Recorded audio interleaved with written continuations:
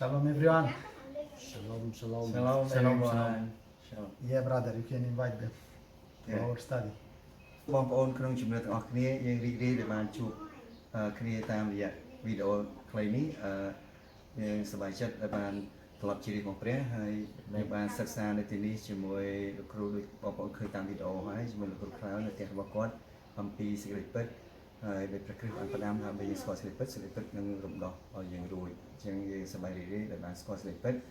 ហើយយើងចង់អញ្ជើញបងប្អូនដទៃទៀតដែរបើសិនមានបំណងចង់ស្វែងរកសេចក្តីពិតសូមមកកាន់ពួកយើងខ្ញុំនៅទីនេះពួកយើងរងចាំទទួលដោយមេត្រីក្នុងសេចក្តីស្រឡាញ់របស់ព្រះអង្គសូមអរគុណសូមព្រះប្រទានពរ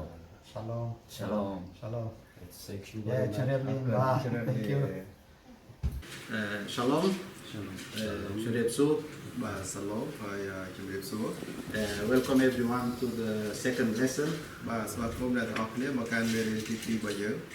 This Bible study is Hebrew perspective. បាទការសិក្សាគម្ពីរមួយនេះគឺយើងសិក្សាចេញពីឫសគល់នៃ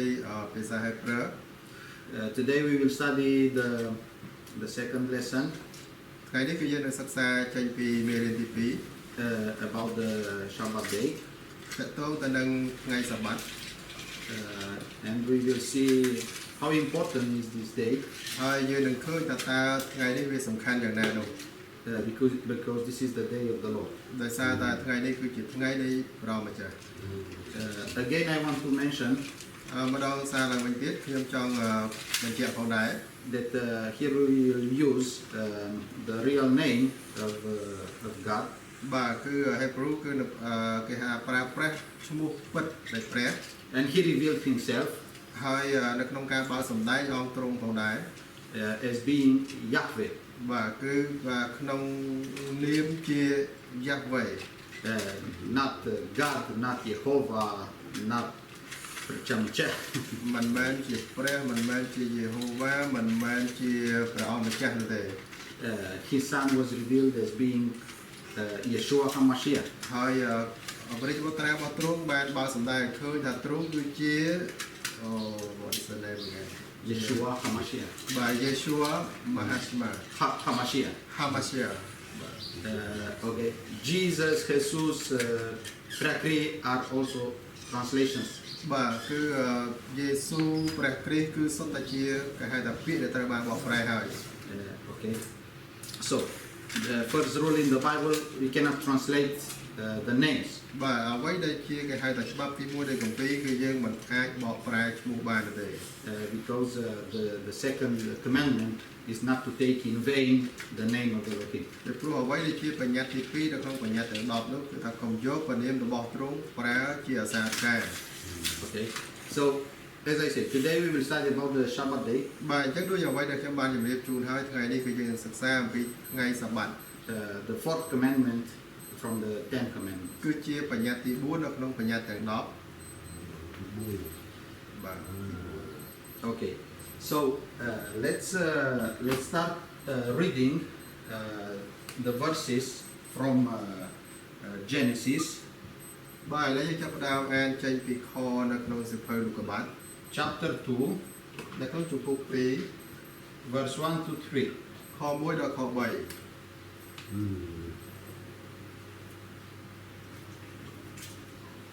Somebody to read. បាទសូមអញ្ជើញនរណាគេម្នាក់នៅក្នុងនេះអាចអញ្ជើញអាន 2ខ1អូ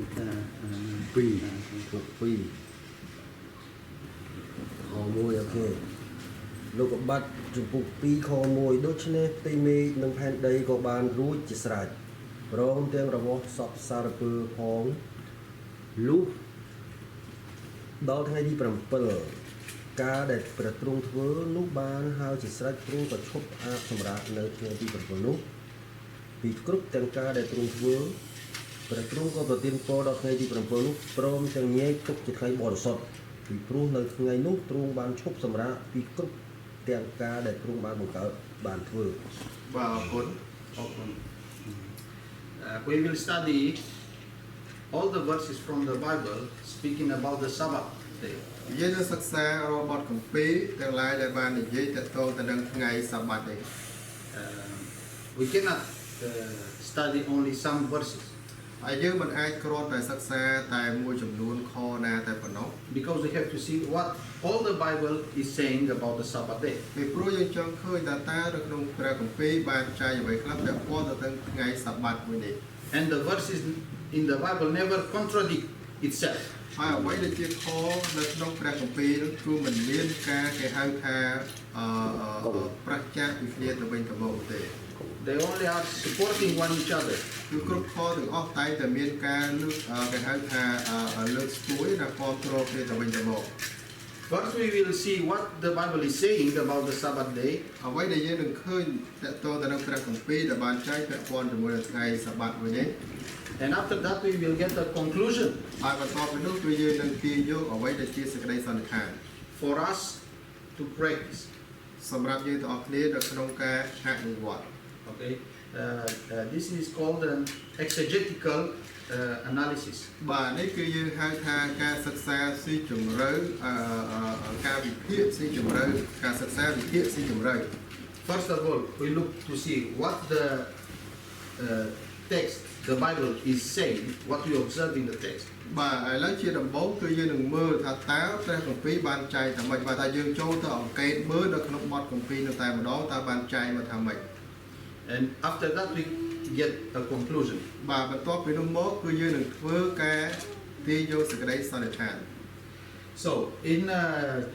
Genesis chapter 2 verse 1 to 3, នៅក្នុងលោកុបាទជំពូក2ខ1ដល់ខ3 we see that the Sabbath day was the seventh day យើងឃើញថាថ្ងៃសបាតនេះគឺជាថ្ងៃទី7 and was made by Elohim as another day of creation. ហើយគឺជាថ្ងៃទី7ដែលត្រូវបានបង្កើតដោយព្រះដោយជាអាឡូហេមនោះដែលទ្រង់បានដាក់នៅក្នុងថ្ងៃទី7ហ្នឹង Elohim in every day created something. អេឡូហេមមានថាគ្រប់ថ្ងៃនីមួយៗហ្នឹងគឺបង្កើតនៅអ្វីមួយអ្វីខ្លះ The sun, the stars, the planets. បាទយើងបានឃើញមានព្រះអាទិត្យសូរិយាផ្កាយហើយនឹង planet ពុកផ្សេងៗ The light, animals, the sea, mountains. ពន្លឺសត្វជាហណៈសមុទ្រ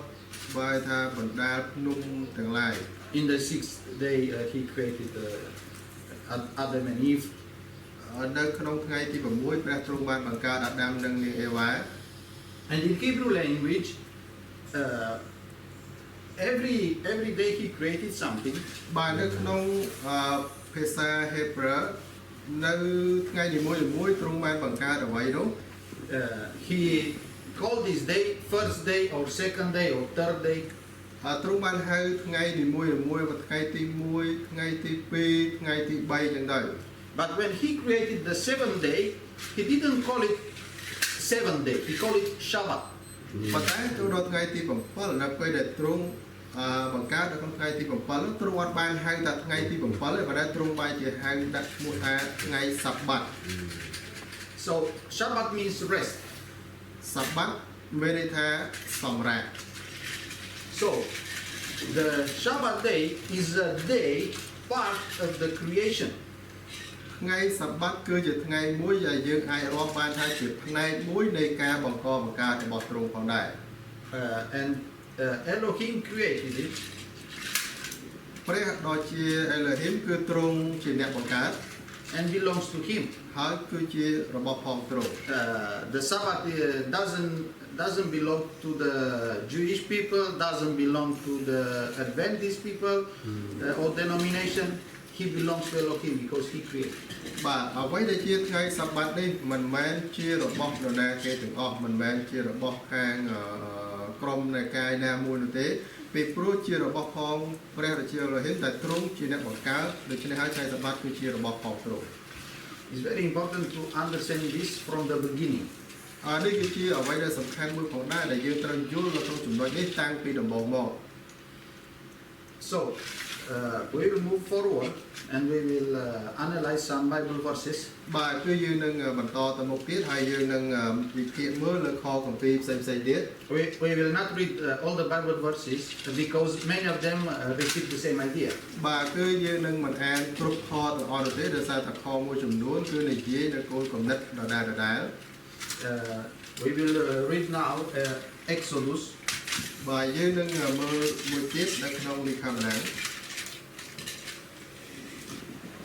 Exodus chapter 16 ជំពូក16 verse 31. ខ31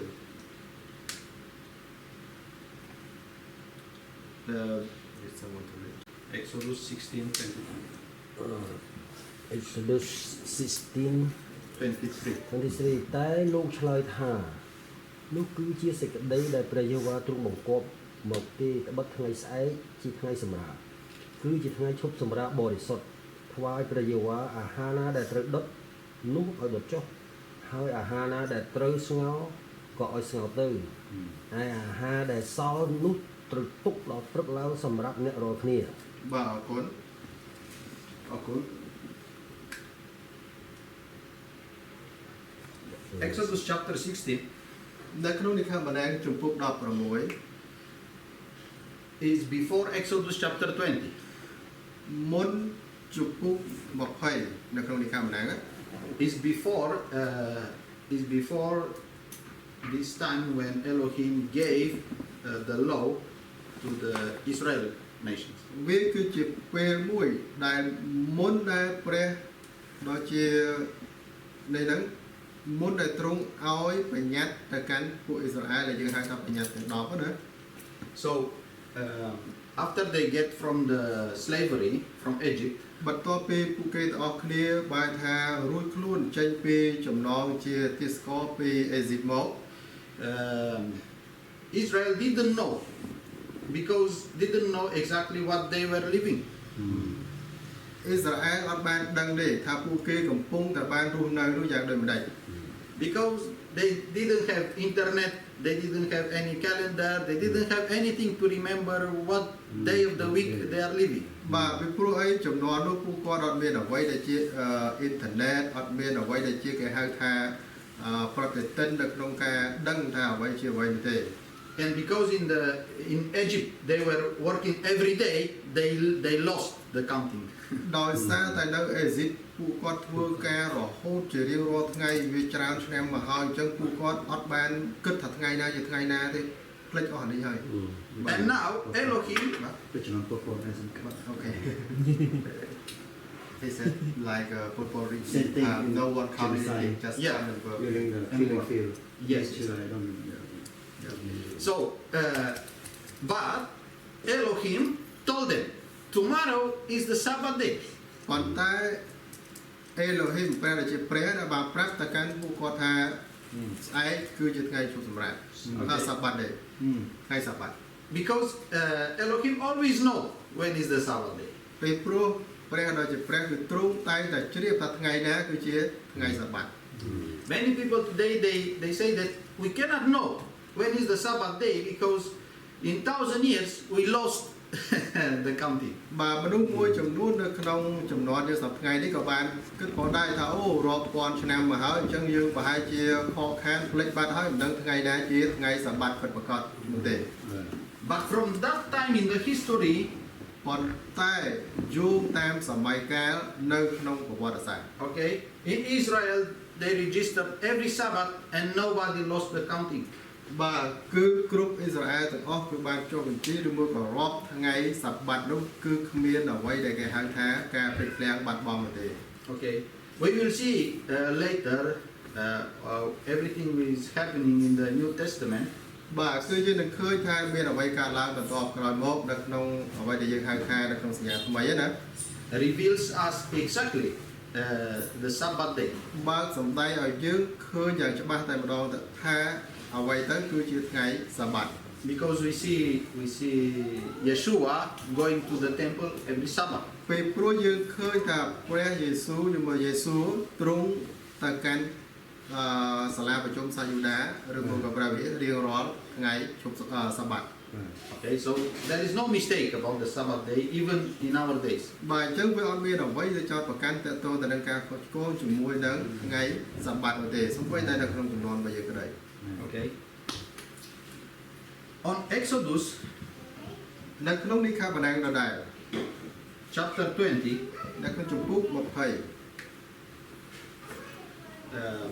there is the fourth commandment. មានបញ្ញត្តិទី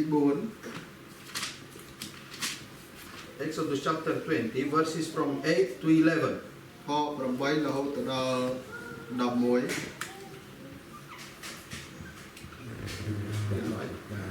And somebody can read. Somebody. បាទសូមឲ្យ Please the black ណាម្នាក់ sound. ជើងអាន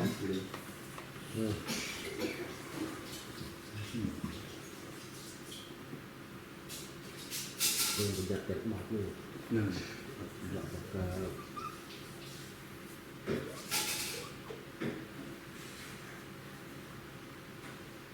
បាទសូមជើញ bấy phụ thầy chú ao nước chăm thì thay khúc sầm ra bạn bấy ngay thay lúc trên cái bột sọt nông đồ viên và mũi thay lúc từ ao ai phụ ở đằng ca rồi mọi ai chọc tại thay ti bằng pi lúc cứ chỉ thay khúc sầm ra vậy vàiประโยชน์ว่าที่ประเดี๋ยววิ่งในทั้งไงนู้มันประเทือไว้ở sọtตุกลุ่นไอ้โกนโปรโกนสรีไอ้ก็ได้ตุกบ่าวโปรหรือบ่าวสรีไอ้ก็ได้ตุกสัตว์ระบบไอ้หรือเน็ตดอทตีแดนในแก่ไอ้ก็ได้แต่บัดขนมประมุยทั้งไงประโยชน์ว่าตุกบานฝึกตีนี้ภายในเฮานั่งสมมติโปรเตียงระบบสัตว์สารพื้นในคันเตียงได้รู้ต่อไปดีประมุยตรงชุบสำราให้ลูกบานจิตประโยชน์ว่าตรงเนียนตรงบานประเทียนโปรเราเคยสำราให้ก่อนเงี้ยเป็นบริสุทธิ์ បាទអរគុណ So,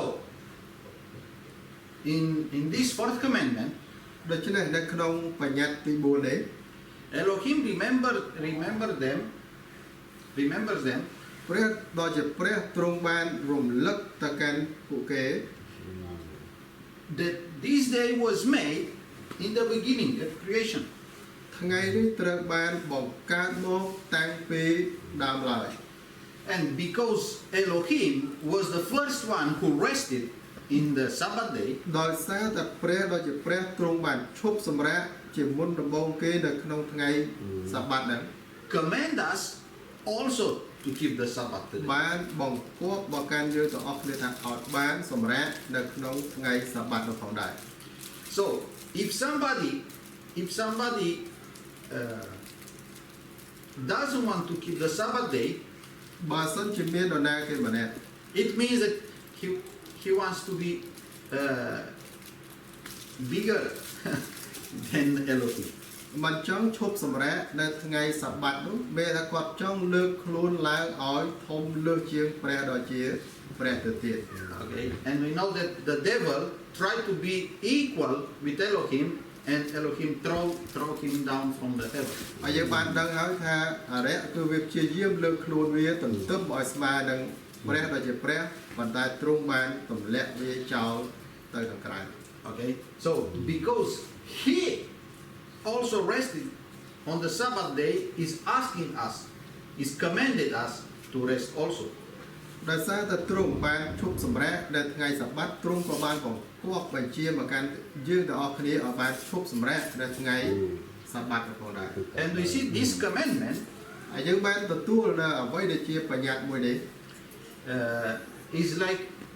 any other commandment from the 10 commandments. ដូចជាអ្វីដែលជាបញ្ញត្តិទាំងឡាយដទៃទៀតនៅក្នុងបញ្ញត្តិទាំង10នោះផងដែរ Yes. Okay, Yeah. if you keep all the commandments, but if you don't keep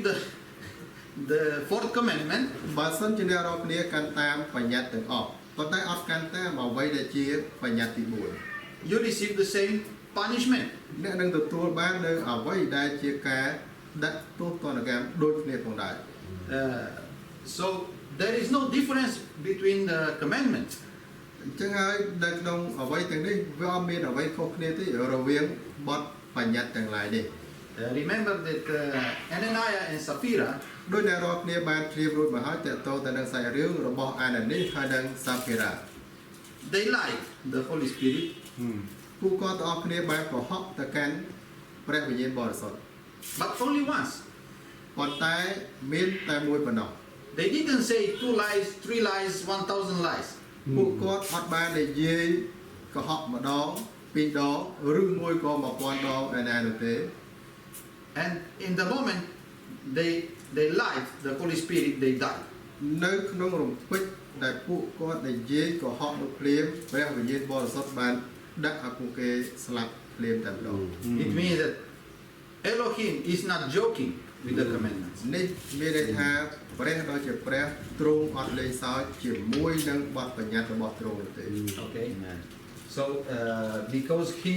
has the authority to give commandments to them. ពេលព្រោះទ្រង់មានអំណាចនៅក្នុងការដាក់នៅបញ្ញត្តិទាំងឡាយនៅក្នុងនគររបស់ទ្រង់ We move forward. យើងនឹងឆ្ពោះទៅមុខបន្តទៅមុខទៀត Exodus 31. We will read from Exodus 31. លេខាបណ្ដាល Okay, verse 13 to 16. ជំពូក31ខ13ដល់16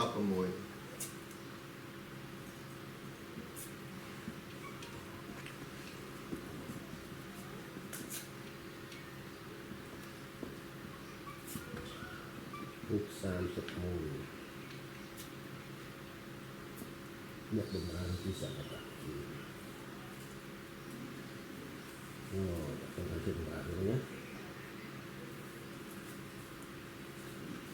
13ដល់16ឲ្យប្រាប់ដល់ពួកកូនចៅអ៊ីស្រាអែលថាត្រូវឲ្យឯងរកគ្នាកាន់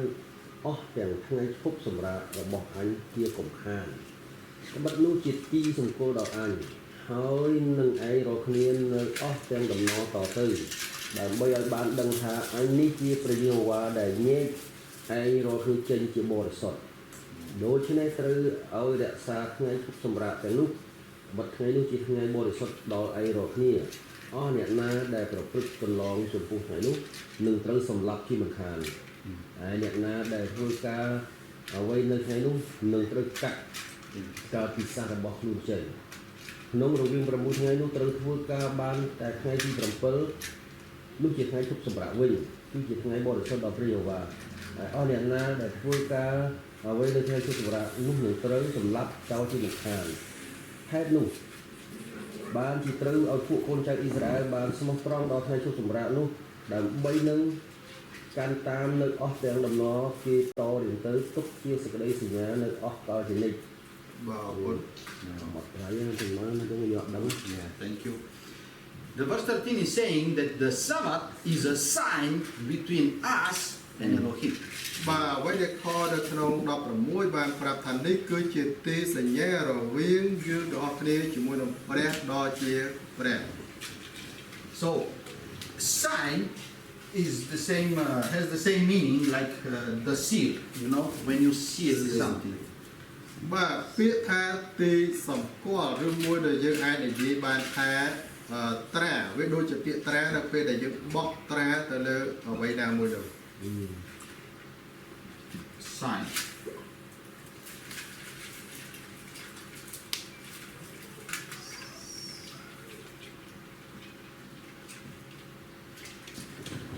Cáiសំខាន់ណាស់សម្រាប់ហ្នឹងយើងអត់ដឹង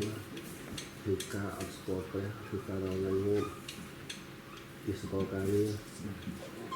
គឺនឹងគឺកាក់ខំប្រឹងថ្ងៃនេះរកបាទ So this is the sign that show to others that he make us holy. He makes us holy. បាទនេះគឺជាទីសម្គាល់មួយដែលទ្រង់បានបើកសម្ដែងទៅកាន់អ្នកដទៃថាទ្រង់បានធ្វើឲ្យយើងបរិសុទ្ធ Okay. Holy means to be set apart, to be different. ពាក្យថាបរិសុទ្ធមានន័យថាយើងត្រូវបានញែកដាច់ដោយឡែកខុសពីគេ Okay. When they ask you why you don't go to work on the Sabbath day, នៅពេលដែលពួកគេអាចសួរថាហេតុអ្វីបានជាអ្នករាល់គ្នាអត់ធ្វើការនៅថ្ងៃសបាត okay, very soon your boss will understand that you obey a commandment from your Elohim. មិនយូរមិនឆាប់ទេថៅកែរបស់អ្នករាល់គ្នានឹងយល់ថាអូអ្នកកំពុងតែ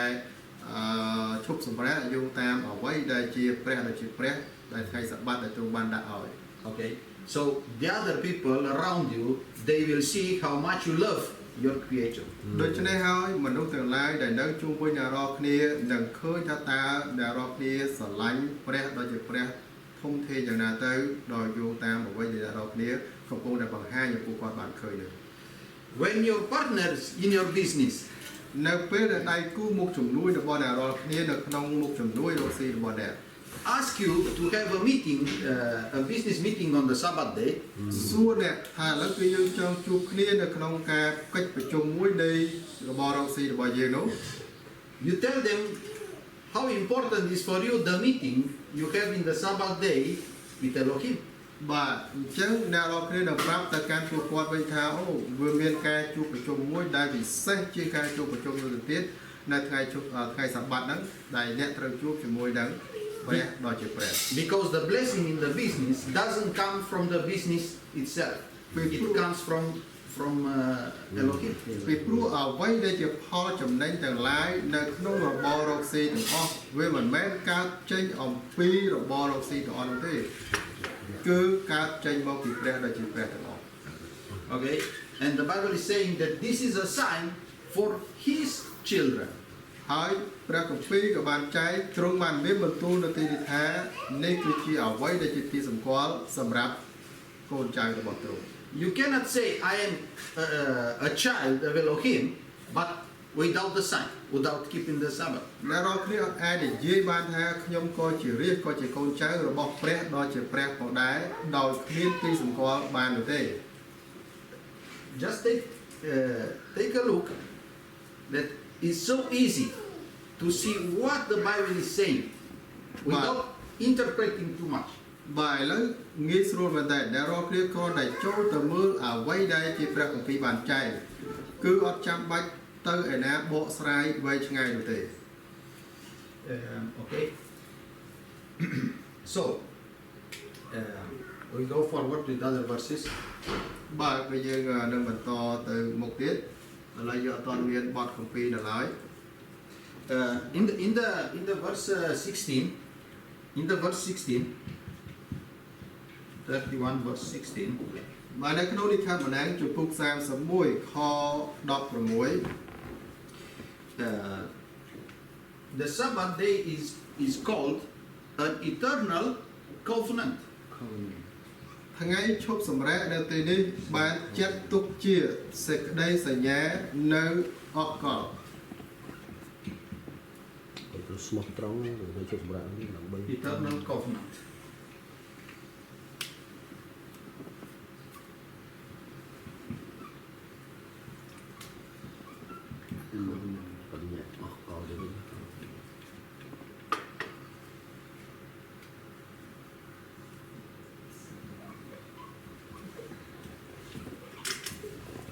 Điều này chích xa tây đang vừa chụp ở đây ông chỉ làm nó rồi chỉ là ông từng ngày thì là rồi chi được lại nhà tức bọc. Where is the word eternal? Here? Here. Okay. So, eternal, ពាក្យថាអកល it means forever. Amen. មានន័យថាជានិរន្តរ៍ដរាបទៅ Never finish, never stops. អត់មានទីបញ្ចប់អត់មានកន្លែងដែលថាឈប់នោះទេ So,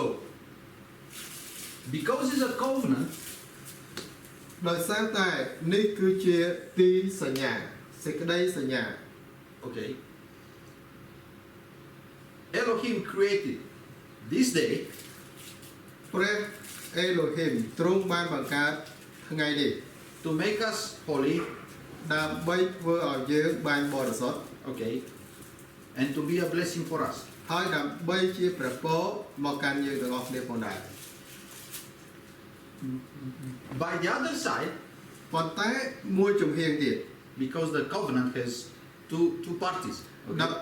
ដោយសារតែសេចក្តីសញ្ញាទាមទារនៅគូភាគីពីរ the condition to receive this blessing and holiness is to keep it. លក្ខខណ្ឌនៅក្នុងការទទួលបាននៅអ្វីដែលជាព្រះពរទាំងអស់នេះគឺមានដាក់នៅក្នុងនោះ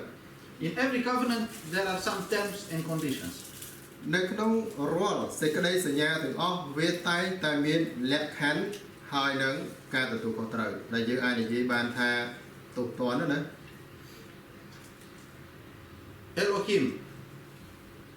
promised us the blessing, បាទ Elohim បានសន្យាថានឹងប្រទានពរមកកាន់យើង but also he put the conditions in every covenant. ប៉ុន្តែទ្រង់ក៏បានដាក់អ្វីដែលជាលក្ខខណ្ឌគ្រប់ទាំងសេចក្តីសញ្ញាទាំងអស់នោះ So if you obey, this covenant is blessing you. បើសិនជាអ្នកស្ដាប់បង្គាប់អ្វីដែលជាប្រព័ន្ធទាំងអស់នេះនឹងត្រូវបានប្រទានពរមកកាន់អ្នក Okay. If you don't obey, បើសិនជាអ្នកមិនស្ដាប់បង្គាប់ the Bible says you are cursed. ព្រះគម្ពីរបានចែងមកថាអ្នកត្រូវបានដាសាហើយ But nothing can remove his covenant because it's eternal. គ្មានអ្វីណាដែលត្រូវបានលើកចោលអ្វីដែលជាទីសញ្ញារបស់ទ្រង់នេះទេពីព្រោះអីវានៅអកលជានិច្ច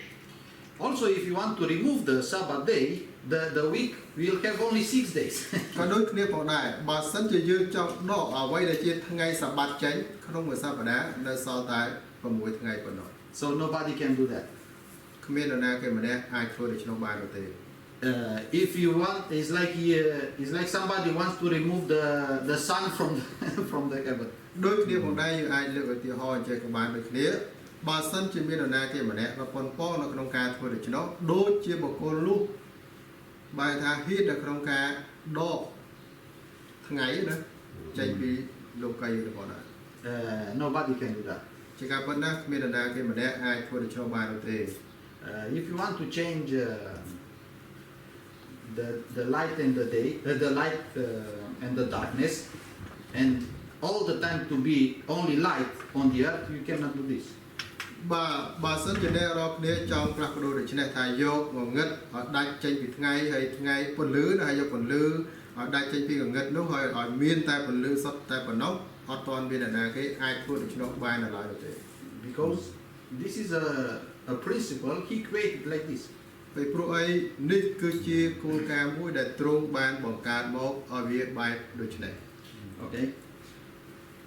We go further.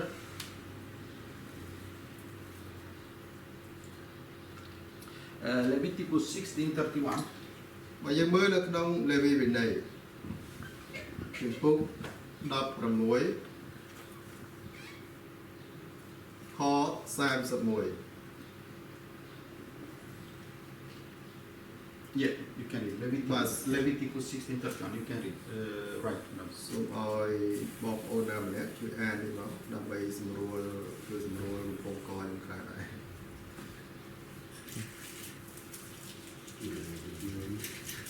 លេវីវិន័យជំពូក16ខ31 នេះជាថ្ងៃឈប់សម្រាកសម្រាប់ឯរកគ្នាត្រូវឲ្យបញ្ឈឺចិត្តខ្លួននេះគឺជាច្បាប់នៅអកលជានិច្ច បាទអរគុណ Thank you, brother.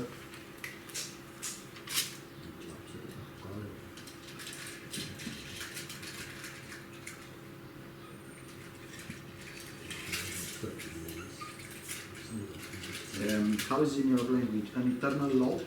This will be for you an eternal law? Yeah. Okay.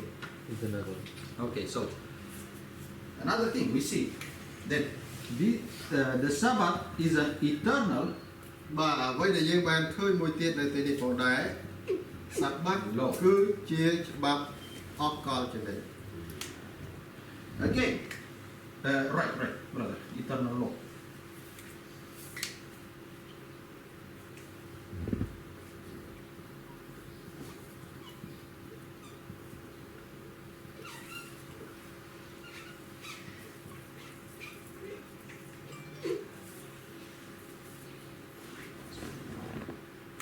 Again,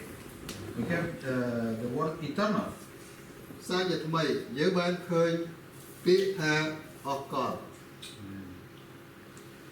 Nothing and nobody can change this law.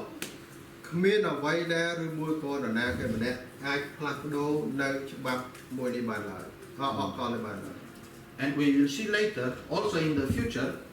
យើងនឹងឃើញបន្តទៀតផងដែរពេលក្រោយទៀតនៅក្នុងខាងមុខនេះ you know, that is a prophecy that we will worship on the Sabbath day. គឺជាបទទំនេរមួយដែលថាយើងនឹងត្រូវថ្វាយបង្គំនៅថ្ងៃសាបាតនេះ Okay, in this way you will see that the New Testament is confirmed. បាទបន្តិចទៀតអ្នករកគ្នានឹងឃើញអ្វីដែលជាសញ្ញាថ្មីនោះនឹងចូលខ្លួនមកអះអាងបញ្ជាក់អ្វីដែលនៅក្នុងសញ្ញាចាស់នេះ But never the New Testament contradicts the Old Testament. ប៉ុន្តែត្រូវចាំថាអ្វីដែលជាសញ្ញាថ្មីមិនដែលទៅប្រឆាំងផ្ទុយជំទាស់ពីសញ្ញាចាស់នោះទេ Isaiah 56, verse 1 to 8. បាទសូមឲ្យអ្នកគេអានមួយមកនៅក្នុងអេសាយជំពូក56ខ1ដល់ខ8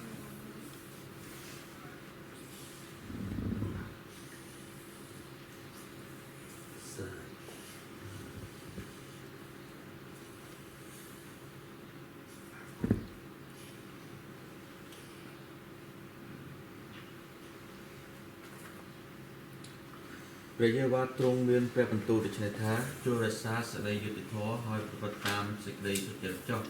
ពីព្រោះសេចក្តីសង្គ្រោះរបស់អញបានជិតមកដល់ហើយឯសេចក្តីសុចរិតរបស់អញក៏រៀបនឹងសំដែងឲ្យឃើញដែរមានពរហើយមនុស្សណាដែលប្រព្រឹត្តយ៉ាងនោះព្រមទាំងកូនមនុស្សណាដែលកាន់សេចក្តីនេះឲ្យខ្ជាប់ខ្លួនផងគឺជាអ្នកដែលរក្សាថ្ងៃឈប់សម្រាកឥតបង្អាប់ហើយរក្សាដៃមិនឲ្យធ្វើការអាក្រក់នោះណាឡើយឯសាសប្រតិណាដែលបានជាប់ជួននឹងព្រះយេហូវ៉ាហើយនោះមិនត្រូវឲ្យពោលថាក្រែងព្រះយេហូវ៉ាទ្រង់នឹងញែកខ្ញុំចេញពីរាជទ្រង់ទៅនោះឡើយក៏មិនត្រូវឲ្យមនុស្សគំរាមពោលថាមើលខ្ញុំនេះជាដើមឈើហួតហែងទេនោះដែរបិទព្រះយេហូវ៉ាទ្រង់មានព្រះបន្ទូលពីពួកគំរាមដែលរក្សាថ្ងៃឈប់សម្រាកទាំងប៉ុន្មានក៏រើសយកអ្វីដែលគាត់ចិត្តអញព្រមទាំងកាន់ជាប់តាមសេចក្តីសញ្ញារបស់អញថាអញនឹងឲ្យគេមានទីកន្លែងនៅក្នុងវិហារអញហើយឲ្យមានឈ្មោះឆ្លាក់នៅទីជាងខាងក្នុងដែលពិសេសជាងកូនប្រុសកូនស្រីទៅទៀតអញនឹងឲ្យគេមានឈ្មោះដល់នៅអកលជានិច្ចជាឈ្មោះដែលមិនត្រូវកាត់ចេញឡើយឯពួកសាសប្រតិដែលជាប់ខ្លួននឹងព្រះយេហូវ៉ាដើម្បីធ្វើការទ្រង់ហើយនឹងស្រឡាញ់ព្រះនាមនៃព្រះយេហូវ៉ាព្រមទាំងជាអ្នកបម្រើទ្រង់គឺគ្រប់អស់អ្នកដែលរក្សាថ្ងៃឈប់សម្រាកឥតបង្អាប់ឡើយហើយកាន់ជាប់តាមសេចក្តីសញ្ញារបស់អញអាមែន បាទអរគុណ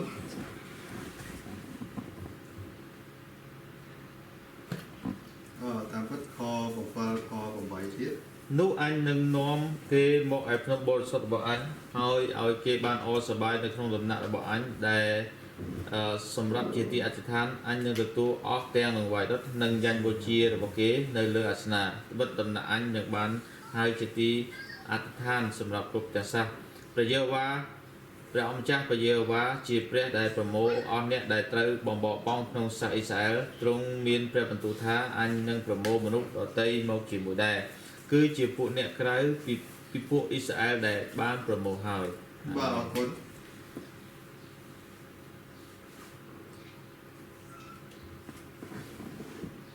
Sorry for the Hebrew word. I did a mistake. បាទអធិស្ឋានសម្រាប់អក្សរជាភាសាហេប្រឺមិញដែលគាត់បែរថាវាខុសបន្តិច Okay. So we see that Isaiah 56 ដូចយើងបានឃើញអ្វីដែលជាអេសាយ56នេះ is after Isaiah 53. គឺបន្ទាប់ពីអេសាយ53 In Isaiah 53, នៅក្នុងអេសាយ53 we read about the death and crucifixion of Yeshua. បាទយើងអានអំពីការសគត់ហើយនឹងឆ្កាងរបស់ព្រះយេស៊ូវ Okay. So after this prophecy ដូច្នេះហើយបន្ទាប់ពីទំនាយនេះ of death and resurrection of Yeshua, បាទពាក់ព័ន្ធទៅនឹងការសគត់ហើយរស់ឡើងវិញរបស់ព្រះយេស៊ូវ we have this prophecy យើងឃើញបទទំនាយមួយនេះ about all the people on the earth. about all the people on the earth. បាទគឺពាក់ព័ន្ធទៅនឹងមនុស្សទាំងអស់នៅលើសកលលោក So this prophecy is not only for the Jewish people. ដូច្នេះអ្វីដែលបទទំនាយនេះមិនមែនសម្រាប់តែជនជាតិយូដាតែប៉ុណ្ណោះនោះទេ This prophecy is not only for Israel.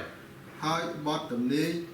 នេះក៏មិនមែនសំដៅលើតែអ៊ីស្រាអែលប៉ុណ្ណោះនោះដែរ Because it's speaking about the people under the new covenant. ពីព្រោះអ្វីទាំងអស់នេះគឺនិយាយសំដៅទៅលើបុគ្គលទាំងឡាយណាដែលនៅក្នុងសញ្ញាថ្មី Because after his death and resurrection, all the people who believes are under the new covenant. ដោយព្រោះតែបន្ទាប់ពីការសគត់ហើយរស់ឡើងវិញរបស់ទ្រង់អស់អ្នកទាំងឡាយណាដែលបានជឿនោះចូលទៅក្នុងទីសញ្ញាថ្មីក្រោមទីសញ្ញាថ្មី We see on the verse number 6 យើងឃើញនៅក្នុងខ6 that the foreigners or the Gentiles who want to join themselves to serve ដែលយើងឃើញជនជាតិដទៃឬក៏សាសដទៃដែលចង់ចូលខ្លួនមកបម្រើ has to keep the Sabbath. ត្រូវតែកាន់តាមអ្វីដែលជាថ្ងៃសបាត់ So usually the people say that this is a rule only for the Gentile, for Israel nation. ធម្មតាមនុស្សគេតែងតែនិយាយថាអូនេះគឺជាច្បាប់ទម្លាប់មួយសម្រាប់តែសាសយូដាឬមួយក៏អ៊ីស្រាអែលតែប៉ុណ្ណោះ But the condition to receive an eternal name ប៉ុន្តែអ្វីដែលជាលក្ខខណ្ឌនៅទីនេះដើម្បីឲ្យទទួលបានឈ្មោះដ៏នៅអកល you see this, okay? In the verse 5, there is a promise that we will receive an everlasting name. បាទដូចជាអ្នករាល់គ្នាបានឃើញនៅក្នុងខ5ដែលថាគឺជាកូនដែលមានឈ្មោះដ៏នៅអកលជានិច្ច Yeah. So one of the conditions to receive an everlasting name បាទអ្វីដែលជាលក្ខខណ្ឌនៅក្នុងការទទួលឲ្យបានឈ្មោះដ៏នៅអកលជានិច្ចមួយនេះ is to keep the Sabbath. គឺ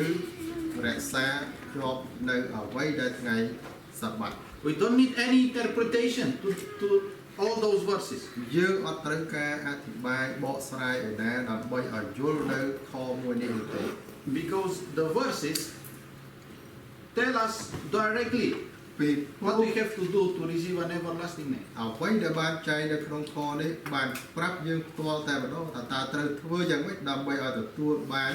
នៅឈ្មោះដ៏អកលមួយនេះ Because we read in the book of Revelation ដោយសារតែអ្វីដែលត្រូវបានចែងនៅក្នុងសៀវភៅវិវរណៈ that the book of life will be open. គឺសៀវភៅនៃជីវិតនឹងត្រូវបានលាតត្រដាង And if your name is not in the book of the life, បើសិនជាឈ្មោះរបស់អ្នកអត់បានចែងនៅក្នុងអ្វីដែលជាសៀវភៅនៃជីវិតមួយនេះនោះទេ you are dead forever. អ្នកស្លាប់ជាដរាប Like the fire. You know?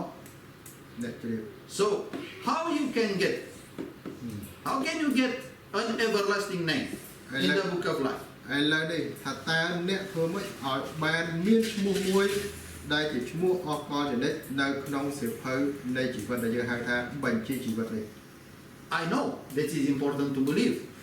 ខ្ញុំដឹងថាវាសំខាន់ណាស់នៅក្នុងការជឿ because all those verses are for believers, not for non-believers. ពេលព្រោះអ្វីដែលខទាំងអស់ដែលបានចែងទីនោះសម្រាប់អ្នកដែលជឿមិនមែនសម្រាប់អ្នកដែលមិនជឿនោះទេ But for everyone who believes,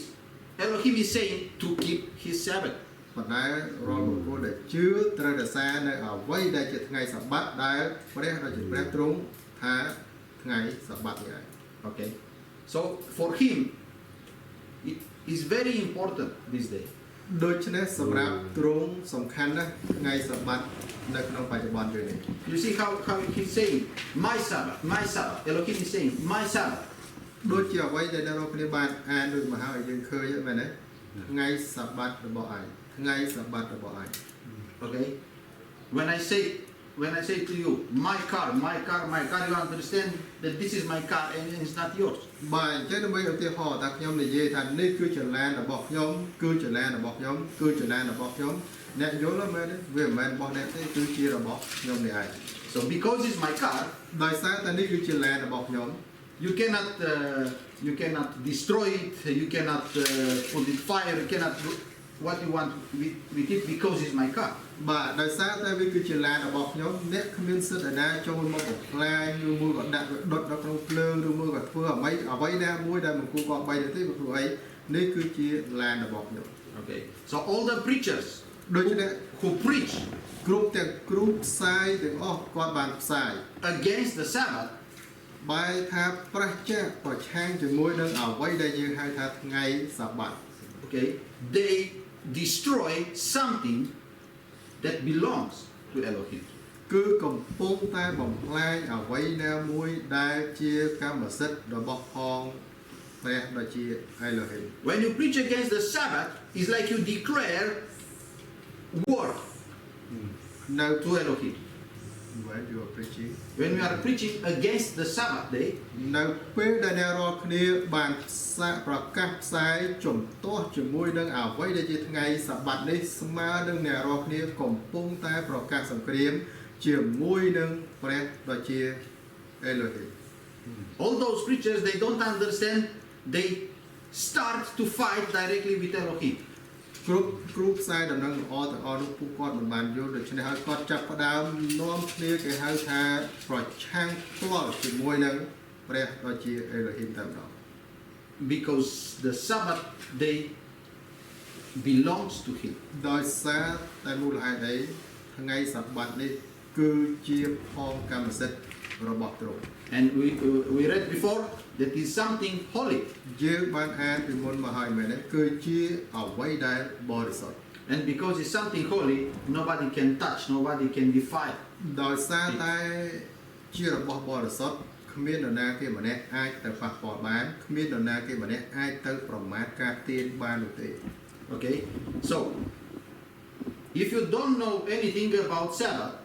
បើសិនជាអ្នកមិនទាន់បានយល់ដឹងនៅអ្វីដែលជាថ្ងៃសាបាតនេះ you are not guilty.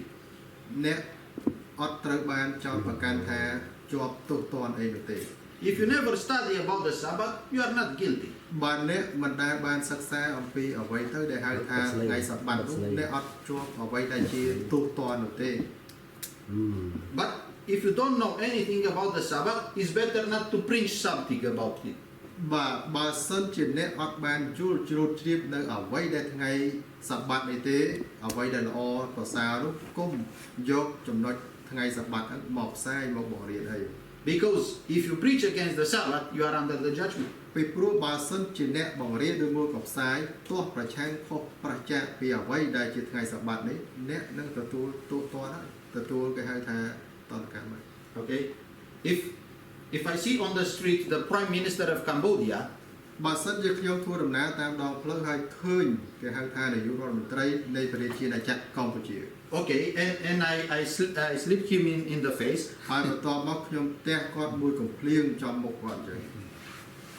they will not say, oh, you didn't know. បាទពួកគេទាំងអស់គ្នាប្រហែលជាមិននិយាយថាអូដោយសារតែអ្នកមិនដឹង You know, he will not accept this kind of excuses. បាទគាត់នឹងមិនអនុញ្ញាតទទួលយកនៅអ្វីដែលជាហេតុផលនៅក្នុងការដោះសារមួយម៉ាត់ហ្នឹងទេថាអត់ដឹងនោះ You know, because you touched a very important person in the nation. មូលហេតុអីដោយសារតែអ្នកបានលូកដៃទៅពាល់បុគ្គលម្នាក់ដែលសំខាន់នៅក្នុងជាតិសាសន៍មួយនេះ But with Elohim is most dangerous the situation. ប៉ុន្តែជាមួយនឹងព្រះដ៏ជា Elohim នេះស្ថានភាពគ្រោះថ្នាក់ធ្ងន់ធ្ងរជាងនេះទៅទៀត Okay, because the Sabbath is his creation and is more important than a human being. ដោយសារតែអ្វីដែលជាថ្ងៃឈប់សម្រាកនេះសំខាន់ណាស់សម្រាប់យើងទាំងអស់គ្នាដែលជាមនុស្សជាតិរស់នៅលើផែនដីនេះ We will see later that the Sabbath was created for the man. យើងនឹងឃើញថាអ្វីដែលជាថ្ងៃឈប់សម្រាកថ្ងៃសបាតនេះគឺត្រូវបានបង្កើតមករហូតដល់គេហៅថាចុងបញ្ចប់ Okay. In the same way, he created for us the sun, the animals, the sea, the mountains. ដូចគ្នាផងដែរអ្វីដែលទ្រង់បានបង្កើតរួចមកហើយតកតងទៅនឹងគេហៅថាពន្លឺថ្ងៃសត្វពាហនៈផ្សេងនំទាំងឡាយទាំងអស់នោះ Okay. Let's go Isaiah 58. ឥឡូវយើងបន្តទៀតទៅកាន់អេសាយ58 verse 13. ខ13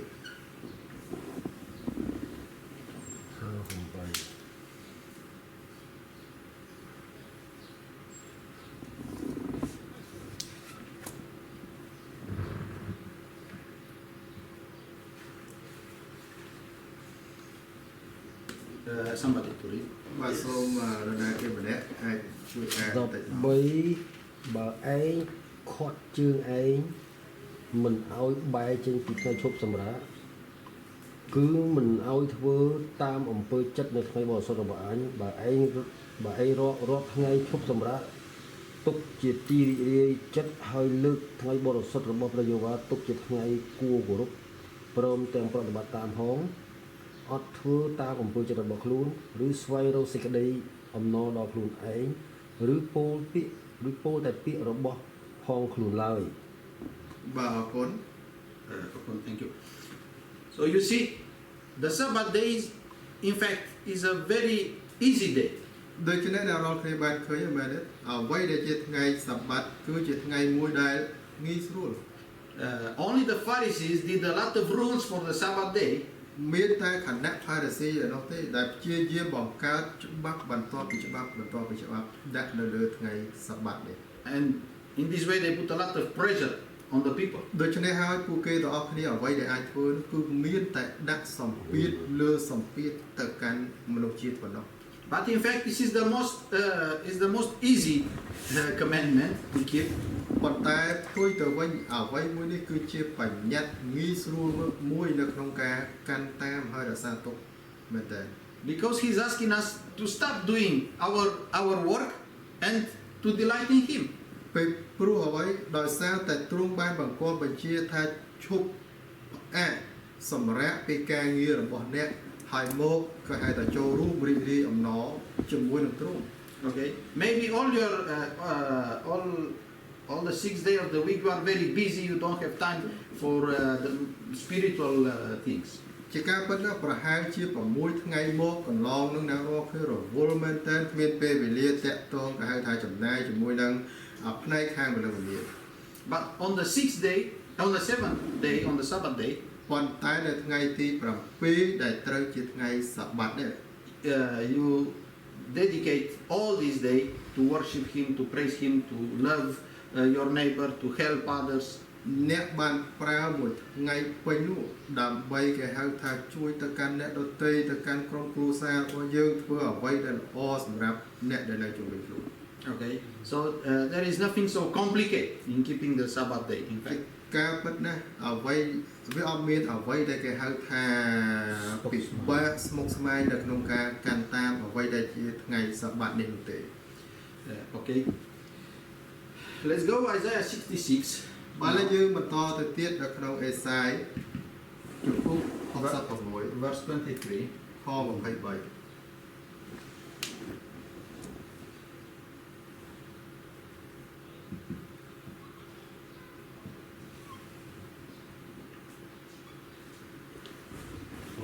បាទសូមជួយអ្នកណាគេម្នាក់អាចឃើញ Isaiah 66:23. ជួយអាន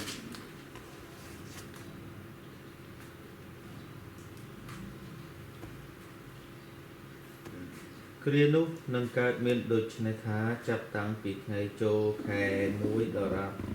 ថ្ងៃចូលខែ1ទៀតហើយពីថ្ងៃឈប់សម្រាក1ដល់រាប់ដល់ថ្ងៃឈប់សម្រាក1ទៀតនោះគ្រប់មនុស្សទាំងអស់នឹងមកក្រាបថ្វាយបង្គំនៅចំពោះអញនេះជាព្រះបន្ទូលនៃព្រះយេហូវ៉ា បាទអរគុណ Thank you. So we see that in the future, យើងបានឃើញនៅទីនេះនៅក្នុងថ្ងៃអនាគត in the 1,000 years kingdom, នៅក្នុងនគរដែលយើងហៅថានគរ 1000 ឆ្នាំនេះ all the nations will come to worship Him on the Sabbath day. គ្រប់ទាំងជាតិបណ្ដាជាសត្វទាំងអស់នឹងមកក្រាបថ្វាយបង្គំទ្រង់នៅថ្ងៃសបាត Do you remember that before? អ្នករាល់គ្នាមាននឹកចាំអីនៅអ្វីពីមុននោះ We read in the book of Exodus. យើងបានអាននៅក្នុងសៀវភៅនៃខាងដើម that the Sabbath day is an eternal law. តែថ្ងៃសបាតនេះគឺជាបញ្ញត្តិដ៏នៅអកល This verse is demonstrating also that in the future, the day of worship Him will be also the Sabbath day. ខនេះបានចង្អុលបង្ហាញទៅថ្ងៃអនាគតថាអ្នកដែលក្រាបថ្វាយបង្គំទ្រង់ក៏ត្រូវបានក្រាបថ្វាយបង្គំនៅថ្ងៃសបាតនេះផងដែរ Later, we will have another Bible study. ពេលក្រោយទៀតគឺយើងនឹងមានការសិក្សាព្រះគម្ពីរបន្ថែមទៀត And we will see in the history how the Catholic Church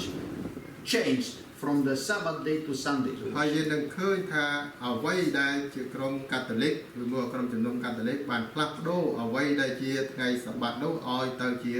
ថ្ងៃអាទិត្យទៅវិញ Okay. Today we will focus only on what the Bible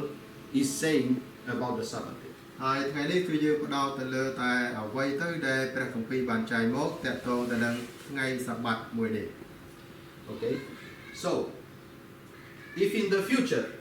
also we will worship on the Sabbath day, it means that today is still available, the same law. បាទដូច្នេះបាននិយាយសម្ដៅទៅលើថ្ងៃអនាគតដែលថានឹងក្រាបថ្វាយបង្គំនៅថ្ងៃសបាតដដែលអញ្ចឹងមានន័យថាអ្វីដែលជាបច្ចុប្បន្នយើងនេះគឺនៅតែក្រាបថ្វាយបង្គំនៅថ្ងៃសបាតនោះដដែល In fact, all the days are for worship. ជាការពិតណាស់គ្រប់ថ្ងៃទាំងអស់គឺសម្រាប់ថ្វាយបង្គំ But only one day is for rest. តែមួយថ្ងៃនេះគឺសម្រាប់ការឈប់សម្រាក Okay. ណា So we can worship Him every day. We can have meetings every day. ជាការពិតណាស់ក៏យើងអាចក្រាបថ្វាយបង្គំទ្រង់អាចជួបប្រជុំគ្នាជារៀងរាល់ថ្ងៃ But the commandment is to work 6 days. ប៉ុន្តែអ្វីដែលបញ្ញត្តិបានចែងនេះគឺត្រូវថ្វាយបង្គំនៅថ្ងៃនេះឯង Okay, and to rest on the Sabbath day. សម្រាប់នៅក្នុងថ្ងៃសបាត So to work 6 days is also a commandment. បាទគឺដែលថាត្រូវថ្វាយបង្គំនៅក្នុងថ្ងៃនេះក៏ជាបញ្ញត្តិមួយផងដែរ Many people say, oh, now in Yeshua we rest every day. បាទអញ្ចឹងហើយមានអ្នកខ្លះគេថាអូនៅក្នុងព្រះយេស៊ូវនេះគឺយើងសម្រាប់គ្រប់ថ្ងៃទាំងអស់ Don't rest every day because you will not have food to eat or something to feed your family. បាទកុំធ្វើដល់ដូច្នោះពេកដែលសម្រាប់រាល់ថ្ងៃអញ្ចឹងទៅពេកក្រុមគ្រួសាររបស់អ្នកមានអ្វីដែលជាម្ហូបអាហារស្បៀងនៅក្នុងការទ្រទ្រង់កាពះនោះទៅ Okay, so working also is a commandment, like rest is a commandment. ដូចគ្នាផងដែរអ្វីដែលជាការងារធ្វើការក៏ជាបញ្ញត្តិហើយឲ្យយើងឈប់សម្រាកក៏ជាបញ្ញត្តិមួយផងដែរ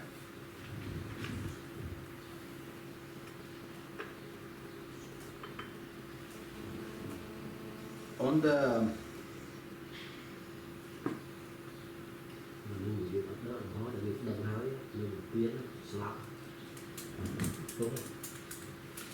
we read in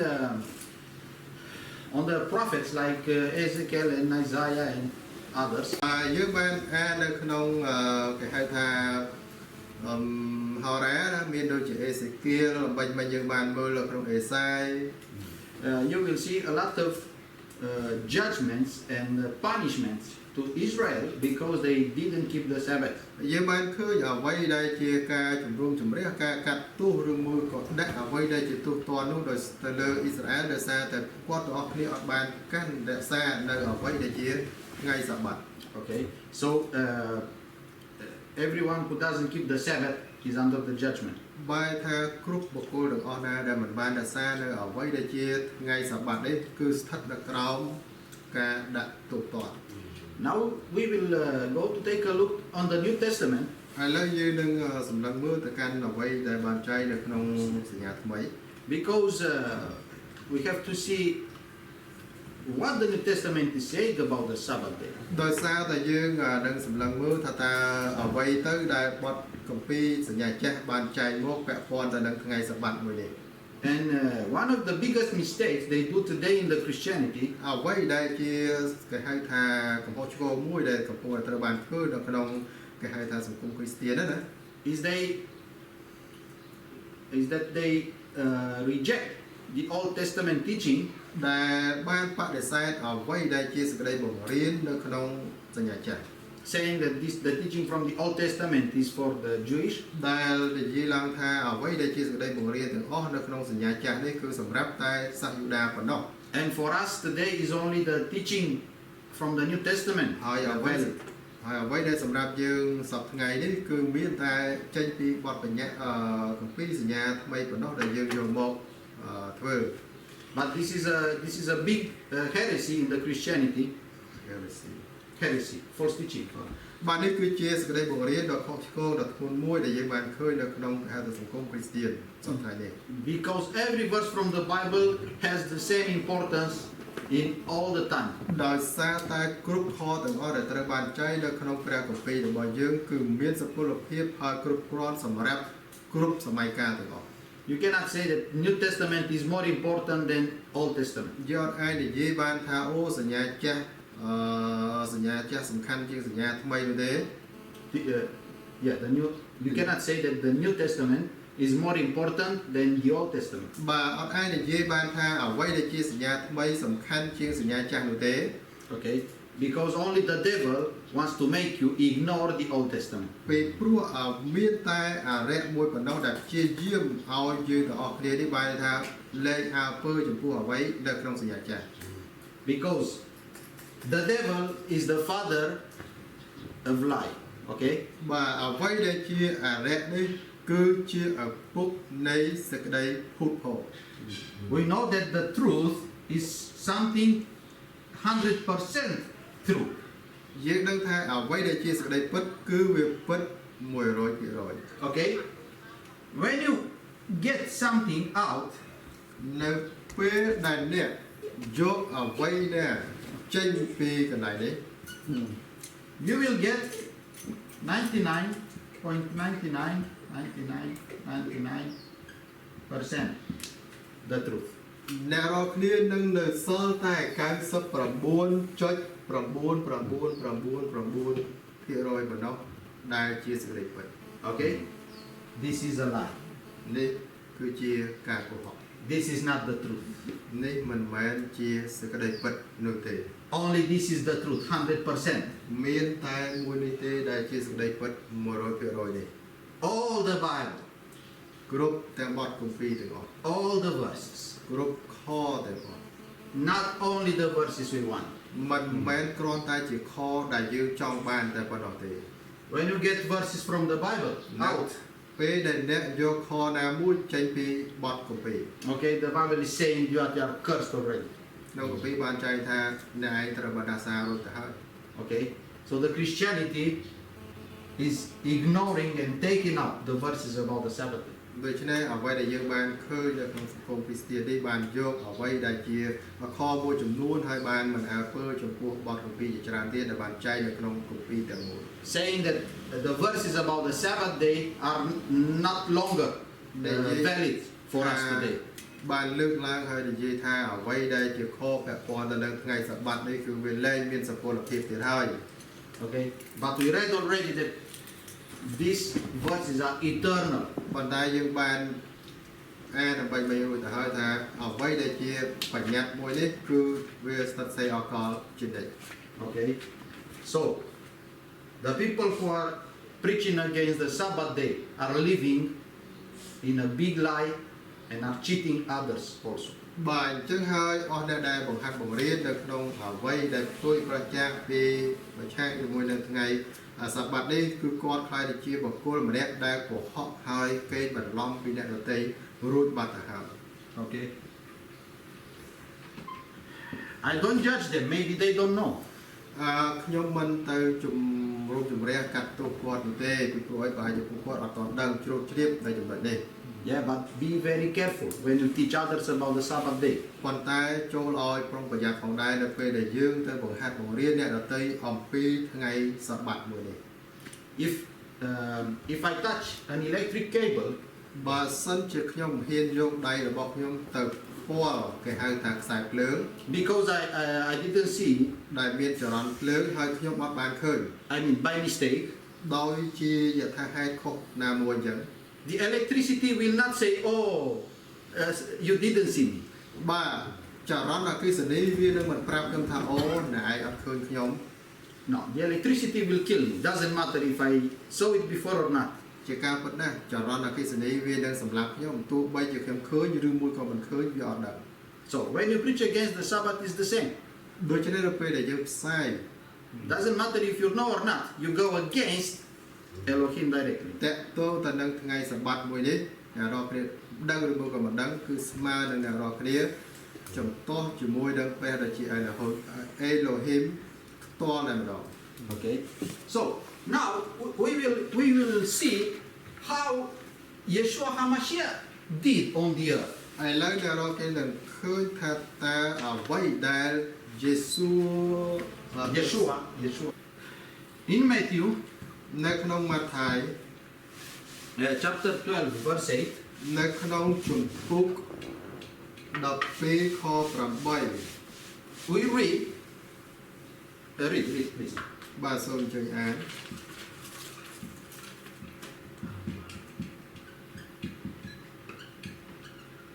មានអ្នកឃើញសូមជួយអាន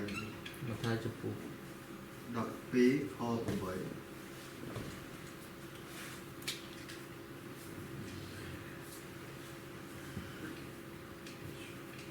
Yeah, Matthew 12, verse 8.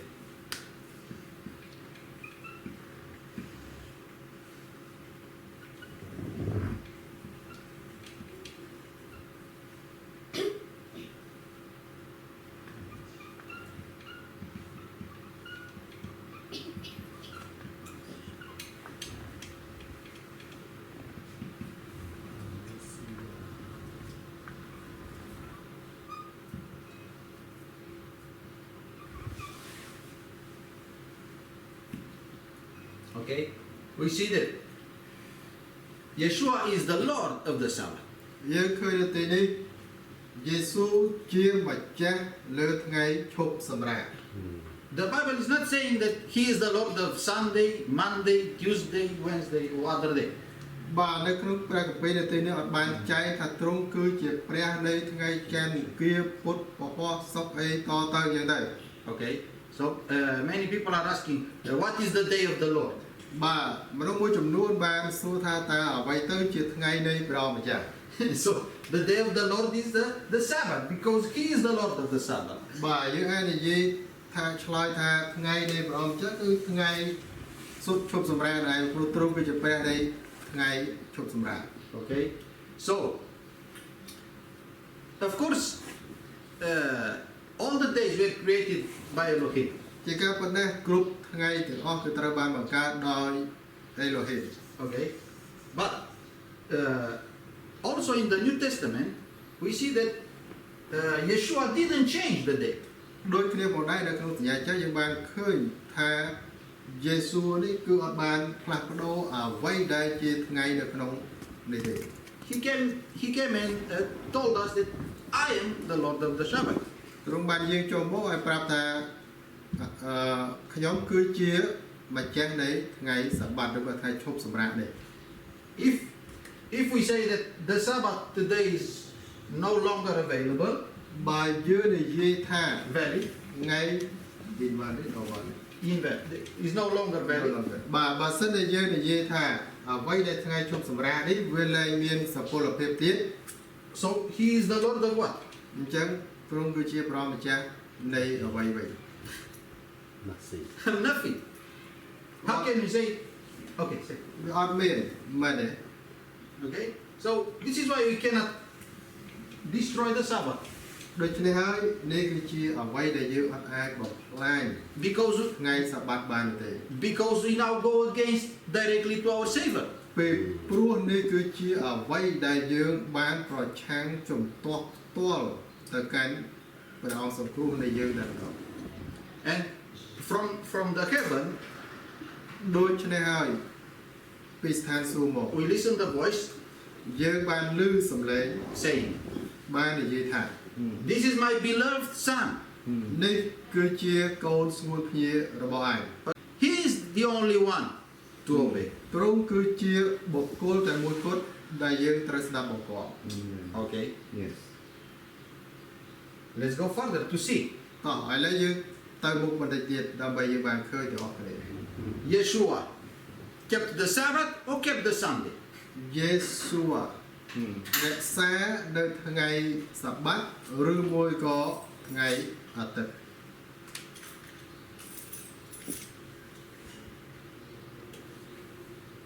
Okay.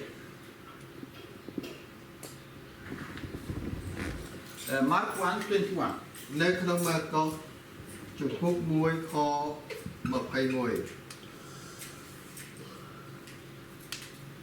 Mark 1:21. Yes. Any text? No, no. Right. Only this. Yes, yes.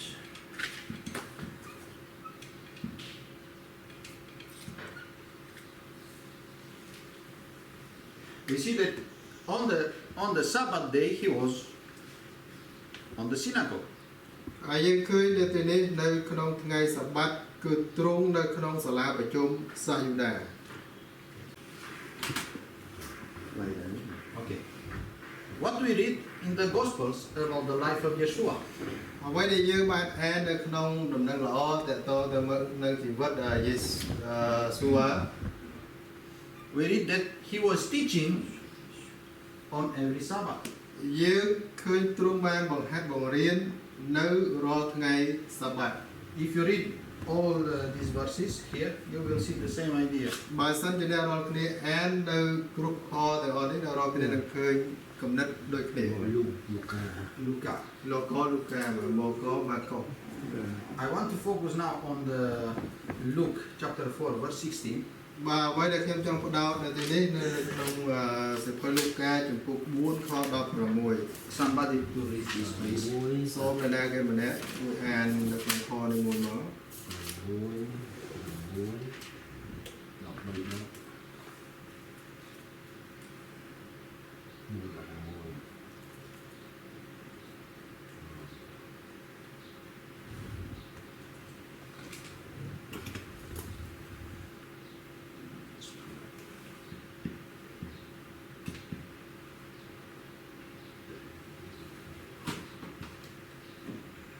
Yes, somebody to read. បាទសូមអញ្ជើញលូកា4:16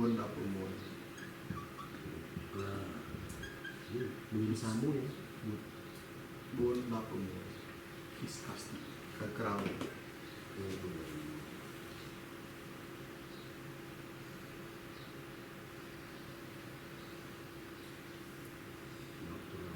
រួចទ្រង់យាងមកដល់ណាសារ៉េតជាស្រុកដែលទ្រង់គង់នៅពីកុមារក៏ចូលទៅក្នុងសាលាប្រជុំនៅថ្ងៃឈប់សម្រាកតាមទម្លាប់ទ្រង់ហើយឈរឡើងដើម្បីអានមើលគម្ពីរ Okay. បាទអរគុណ We see his custom was to keep the Sabbath. ទម្លាប់របស់ទ្រង់គឺរក្សានៅថ្ងៃសបាត He demonstrated, he also obeyed the Father. ទ្រង់បានចង្អុលបង្ហាញบอกថាទ្រង់ក៏ស្ដាប់បង្គាប់ព្រះវរៈបិតាផងដែរ He also said the Sabbath was made for the man. ហើយទ្រង់ក៏បានមានបន្ទូលផងដែរថាអ្វីដែលជាថ្ងៃសបាតនេះត្រូវបានបង្កើតមកគឺសម្រាប់មនុស្សជាតិ So who are you and me to disobey this commandment and not to keep the Sabbath? ឥឡូវតើខ្ញុំហើយនឹងអ្នកនេះគឺជានរណាវិញដែលប្រឆាំងជំទាស់មិនកាន់តាមអ្វីដែលជាថ្ងៃសបាតមួយនេះ Are you better than Yeshua? Are you better than our Father? តើអ្នកប្រសើរវិសេសជាងយេស៊ូវវិសេសប្រសើរជាងព្រះវរៈបិតានៃយើងឬ Do you understand that when you don't keep the Sabbath, you declare that you want to be better than our Savior? នៅពេលដែលអ្នកមិនបានស្ដាប់បង្គាប់កាន់តាមអ្វីដែលជាថ្ងៃសបាតមួយនេះអ្នកបានប្រកាសក្តែងរួចទៅហើយជំទាស់ជាមួយនឹងយេស៊ូវ You know, when you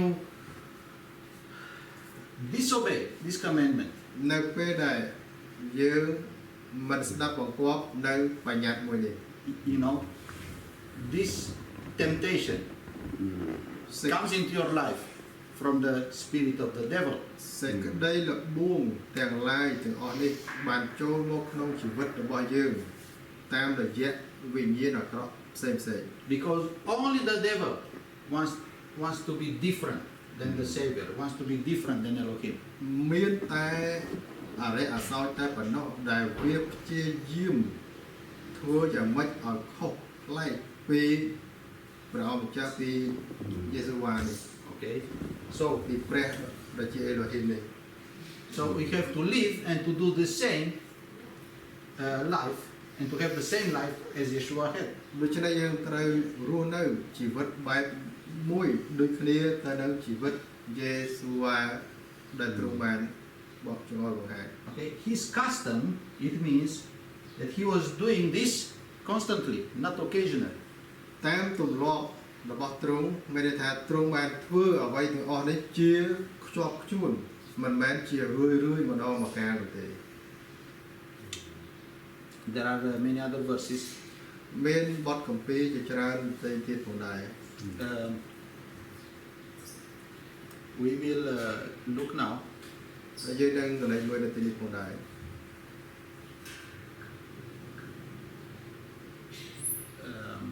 What after the resurrection, what the disciples did. បន្ទាប់ពេលទ្រង់រស់ពីសកលឡើងវិញតើសិស្សទាំងអស់គ្នាបានធ្វើអ្វី Did they keep the Sabbath or they changed the worship to Sunday? តើពួកគាត់ទាំងអស់គ្នានៅពេលនោះបានផ្លាស់ប្ដូរអ្វីដែលជាថ្ងៃជប់សម្រាកនេះហើយទៅថ្វាយបង្គំថ្ងៃផ្សេងឬមួយក៏យ៉ាងណា Because there is this demonical theory ដោយសារតែមានអ្វីដែលយើងហៅថាជាសេចក្តីបង្រៀនពីខាងអរិយអសោចណា that the church now ដែលក្រុមជំនុំសប្តាហ៍ថ្ងៃនេះ has a new day, ថ្ងៃមួយផ្សេងទៀត has a new day for worship that was changed from Sabbath day to Sunday. មានថ្ងៃមួយផ្សេងទៀតនៅក្នុងការក្រាបថ្វាយបង្គំដែលដូចជាថ្ងៃអាទិត្យឬមួយក៏ថ្ងៃណាផ្សេងចឹងទៅ Okay, so let's see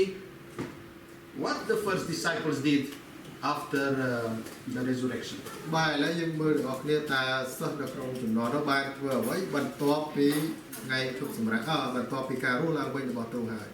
Okay, let's read Acts chapter 13. ហើយយើងអានបងប្អូននៅក្នុងសៀវភៅកិច្ចការជំពូក13 Okay, verse 27. ខ27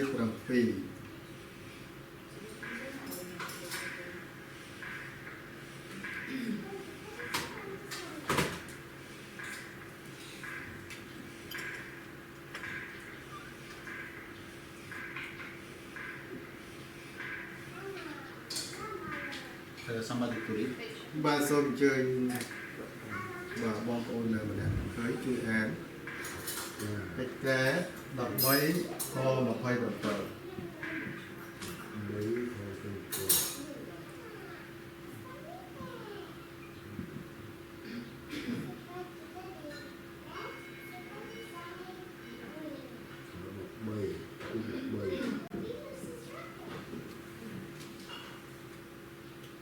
Con ở thuộc bất đời cru cụ mình lúc trong Jerusalem trong thành cụ mê là một cái mình ban score trùng tiền có mình ban vô sẽ cái đây chuẩn bị là một cụ họ ra để khi mưa ro để ngay chúc sầm rạ đài ban chỉ khi mưa sầm rạ tam sẽ cái đây chuẩn bị như thế đầu ký các bạn cắt tôi đầu trùng. Okay, so we see that outside Israel, បាទដូច្នេះយើងឃើញដែលថាក្រែង between, អ៊ីស្រាអែល between the Gentiles, រវាងគេហៅថាសារតី they continue to keep the Sabbath. គេបានបន្តរក្សានៅថ្ងៃសាបាត់ Okay, let's read Acts chapter 13, 42 and 44. បាទយើងមើលនៅក្នុងកិច្ចការដដែលជំពូក13ខ42និង44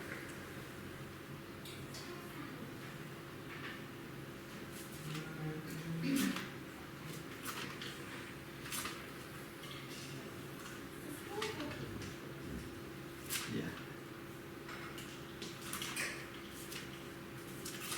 ដែល2ការពួកសាសនាបានចេញពីសាលាប្រជុំទៅហើយនោះពួកសាសដតីក៏សូមឲ្យពលអធិប្បាយតាមសេចក្តីទាំងនោះនៅថ្ងៃឈប់សម្រាកមួយក្រោយទៀតខ្សែ4ដល់ថ្ងៃឈប់សម្រាកក្រោយនោះពួកអ្នកក្រុងស្ទើរតែទាំងអស់ក៏មកប្រជុំគ្នាដើម្បីនឹងស្ដាប់ព្រះបន្ទូល Okay, so we see that the Gentiles asked to Apostle Paul to come on the next Sabbath. បាទដូច្នេះយើងឃើញសាសដតីបានសូមទៅកាន់សាវកពោលថាសូមឲ្យបានគេហៅថាចូលរួមឬមកស្ដាប់នៅថ្ងៃសបាតបន្តទៀត So it means the Gentile believers also had this custom to worship on Sabbath. ដូច្នេះហើយយើងឃើញផងដែរថាអ្វីដែលជាទម្លាប់របស់សាសដតីដែលគាត់បានជឿនោះគឺ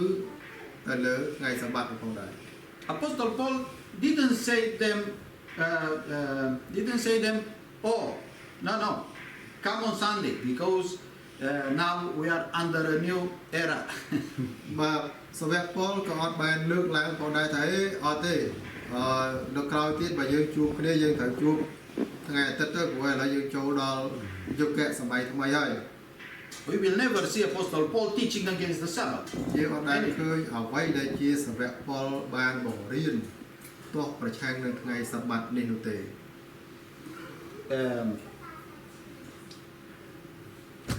Acts 17 chapter 2. ហើយការដដែលជំពូក17ខ2 Somebody to read. សូមនរណាម្នាក់អាចជួយអាន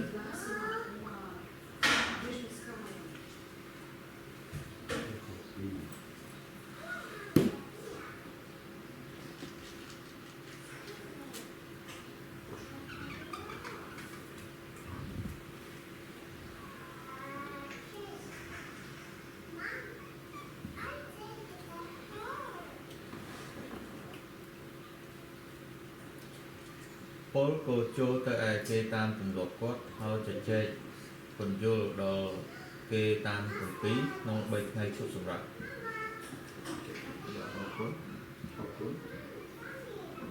The right is also his custom.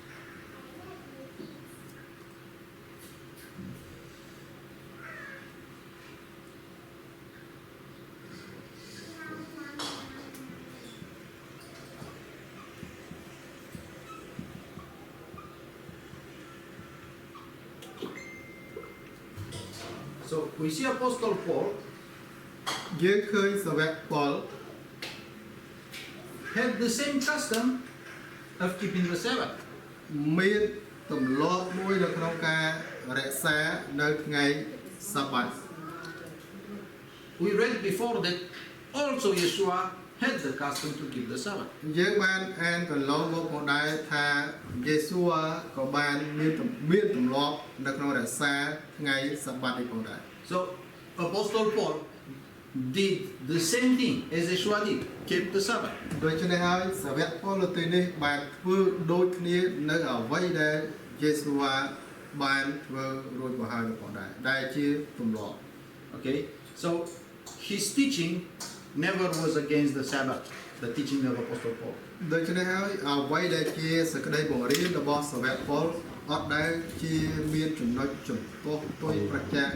ទៅនឹងអ្វីដែលជាថ្ងៃសបាតនោះទេ In the verse 18, in the chapter 18, verse 4, also we see Apostle Paul preaching to the Gentiles and to the Jewish on the Sabbath day. ក៏ដូចគ្នាផងដែរនៅក្នុងជំពូក18ខ4គឺយើងឃើញសាវកប៉ុលបានបង្ហាត់បង្រៀនដូចគ្នាទៅកាន់សាសដតីនេះ Okay,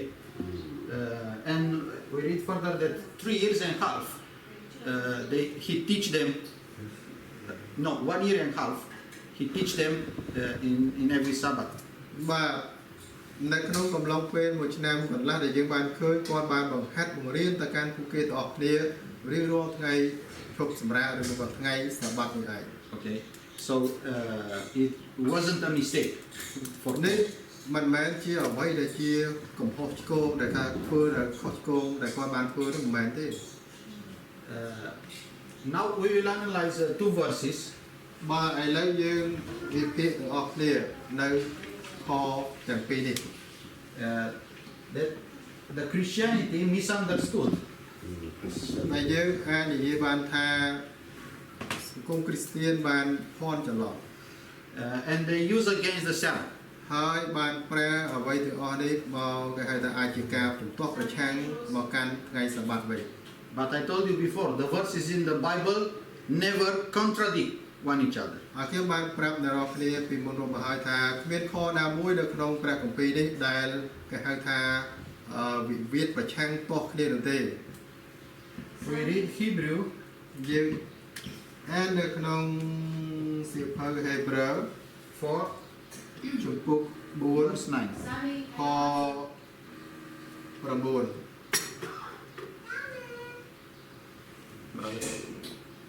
Speak. Hello. Bye bye.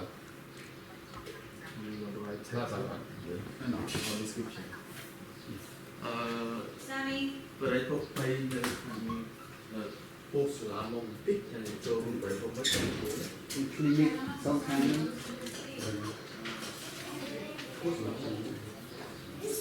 Hebrew.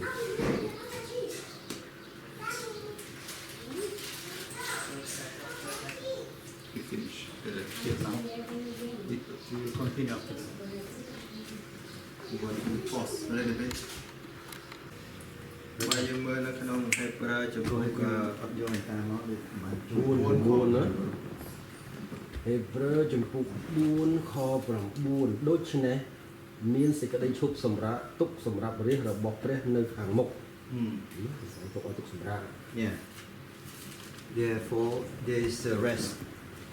for his people in the future. How is in Khmer? Yeah, that's in Khmer say that. ខាងមុខ There is a rest. coming day Prepare for his people in the future. Okay. Something like that. Yeah? Okay. We look in the Greek language. Greek. យើងមើលនៅក្នុងភាសាក្រិក In the original text of this verse, ជាគេហៅថាអត្ថបទដើមដំបូងនៃខមួយនេះ and in Greek is saying that for now នៅក្នុងភាសាក្រិកបានចែកថាឥឡូវនេះ remains the Sabbath for the people of Elohim. សូមឲ្យរក្សានៅថ្ងៃសបាតសម្រាប់រាជរបស់អេឡូហ៊ីម Okay. The word used is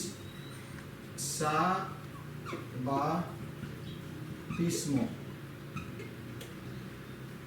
ដែលប្រើពាក្យថាសាបាតធីស្មូ ភាសាក្រិក បាទធីស្មូ Okay. So this word is referring to the Sabbath, not to the rest from the future. បាទខនេះសំដៅទៅលើ Ah. សបាត មិនមែនសំដៅទៅលើការសម្រាកនៅក្នុងថ្ងៃខាងមុខទេ Yeah. Okay. For rest, there is another word in Greek. សម្រាប់ការឈប់សម្រាកមានពាក្យពេចន៍មួយទៀតនៅក្នុងភាសាក្រិក ពីស្មូនភាសាអីភាសាក្រិក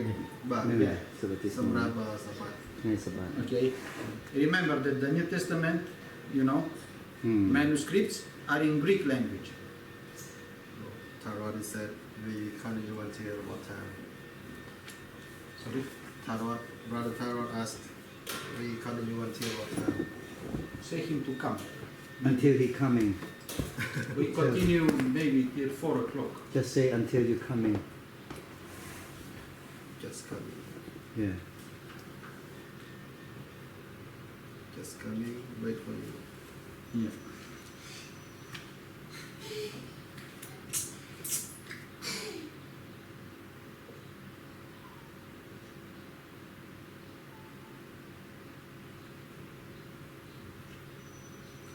Tại ở từ này ngày sẽ bát chứ ngày sẽ rạng. មិនសំដៅទៅថ្ងៃណាមួយទេបានសម្រាប់ ពាក្យពីរនៅក្នុងនឹងត្រូវហើយថ្ងៃសបាតថ្ងៃសបាតជាថ្ងៃសម្រាក Ừ. ពាក្យពីរខុសគ្នាហើយទៅដល់ពេលនេះសម្រាប់ការយល់របស់ខ្ញុំណាយើងប្រើថ្ងៃដូចគេខ្មែរយើងបកប្រែដាក់ថ្ងៃឈប់សម្រាកសំដៅទៅលើអត្ថន័យនៃថ្ងៃហ្នឹងប៉ុន្តែខ្ញុំអត់ទាន់បានមើលពាក្យថាសបាត់នោះវាមានន័យយ៉ាងម៉េចទៀតនៅក្នុងក្រិចហើយមានន័យយ៉ាងម៉េចនៅក្នុងដែលគាត់ មានន័យថាធ្វើការ អត់ធ្វើ អត់ធ្វើការសម្រាប់ សម្រាប់ប៉ុន្តែអត្ថន័យគេ ដូចបុណ្យចិត្តបុណ្យអីធ្វើការម្រាប់ គេបញ្ជាថាថ្ងៃនេះឈ្មោះខ្យល់សម្លេងនេះអញ្ចឹងហើយអត្ថន័យគឺអត់ធ្វើការសូម្បីតែគោសัตว์ឈ្មោះឯងអីទាំងអស់មានណាមូមួយហ្នឹងបងមូ Okay. So this word it means Shabbat. វាជាគាត់ជាភាសាដែរ Okay. But so I gonna translate Translate, please. Translate. Translate it. Yes, please. Sabbatismo សម្រាប់នេះមានសោះហាស់ណា Sabbatismo ហ្នឹងទៅមុខទឹកមានសោះហាហ៊ីដ្រូមកពីហ៊ីដ្រូទៅមុខទឹក Sabbat មានសោះហា អូម៉ែយើងពាក្យនេះអត់តែបានឆែកមើលទេក៏នេះក៏ថាជា translate ដែរ Okay no problem មិនមានន័យអីទេ គាត់ខ្យល់ គាត់ខ្យល់ដែរ សោះអីគេសោះអី Sabbatismo okay Sabbatismo yeah Sabbatismo Sabbatismo មកសម្រាប់ yeah ភាសាក្រិកភាសាពាក្យក្រិក Okay. So for rest, there is another word in Greek, Greek katapausis. បាទពាក្យថាសម្រាប់នៅក្នុងភាសាក្រិកមានពាក្យគេមួយទៀតសម្រាប់សម្រាប់តែម្ដងនោះគឺ Catapausis ភាសាគាត់ In Greek. ទៅប៉ុណ្ណឹង Pausis Pausis. Pausis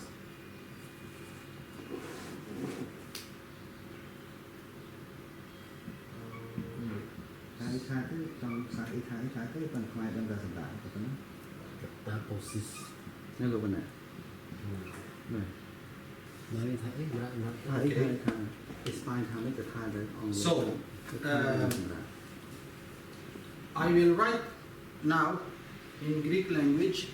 the original verse, Hebrew 4:9, verse 9. បាទខ្ញុំនៅតែសរសេរជាភាសា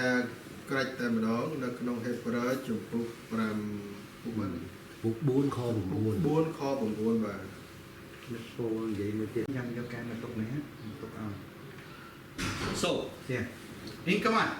បាទ So, the translation បាទ from Greek, Greek this is in original, written in original. បាទទីនេះបកប្រែចេញមកពីភាសាក្រិចដែលជាភាសាដើម So now the translation, ឥឡូវយើងមើលការបកប្រែ word by word. មួយពាក្យម្ដងមួយពាក្យម្ដងតាមពាក្យ So then remains បាទដូច្នេះនៅតែបន្តនៅក្នុង the Sabbath ថ្ងៃសបាត for the people of God. សម្រាប់រៀបនៃព្រះ Okay. Where is the word rest here? ណាពាក្យថាសម្រាប់នៅក្នុងនេះ Sabbath Yeah, but Sabbath is being rest no. no In Khmer, you have translated rest. Instead of Sabbath, they translate rest.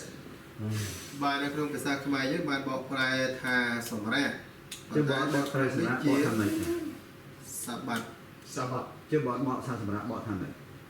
if do not translate it to rest how to translate it Sabbath. Rest is the other word in Greek, katapausis. chứធ្វើម៉េចឲ្យខ្មែរយល់បាន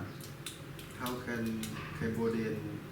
understand about it Sabbath the word Sabbath if you don't translate the meaning of Sabbath if you don't say rest or you don't say សម្រាប់ how can the Cambodian people understand what it means In Khmer language, they use here the word rest. อืม Explain. អូខេនៅក្នុងភាសាខ្មែរគេប្រើពាក្យថាសម្រាប់ដើម្បីបញ្យល់នៅទីនេះ อืม Okay. But now we do Bible study on the Greek language because this is the language this verse was written. បាទប៉ុន្តែឥឡូវនេះដោយសារតែនៅក្នុងគណៈដែលយើងកំពុងតែធ្វើការសិក្សាព្រះគម្ពីរយើងសិក្សាពីភាសាក្រិចដោយសារតែនេះគឺជាភាសាដើមដែលត្រូវបានសរសេរ โอเค Okay. We don't translate from other language. We translate direct from the original បាទ text. ឥឡូវយើងអត់បកប្រែចេញមកពីកន្លែងណាទៀតទេគឺយើងបកប្រែឆ្ពោះចេញមកពីក្រិចផ្ទាល់វិញម្ដង โอเคอยู่ បាទ Okay. เนี่ย I said before. โอเค ខ្ញុំបានជម្រាបជូនពីមុនវិញមកហើយ Okay.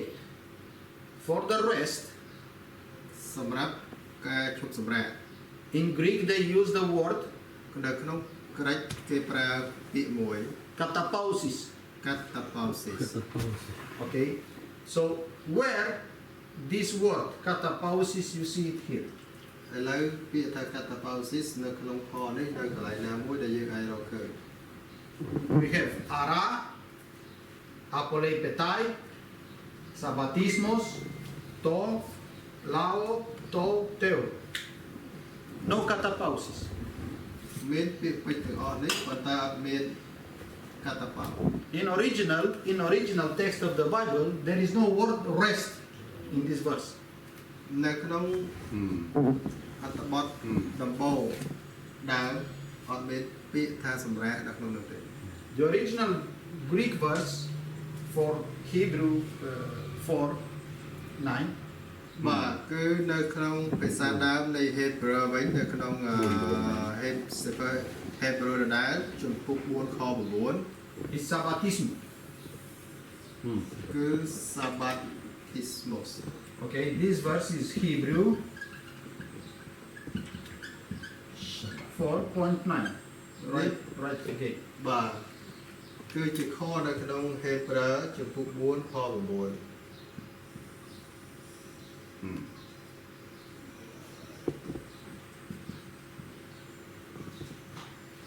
I repeat. ខ្ញុំសូមនិយាយឡើងវិញ We study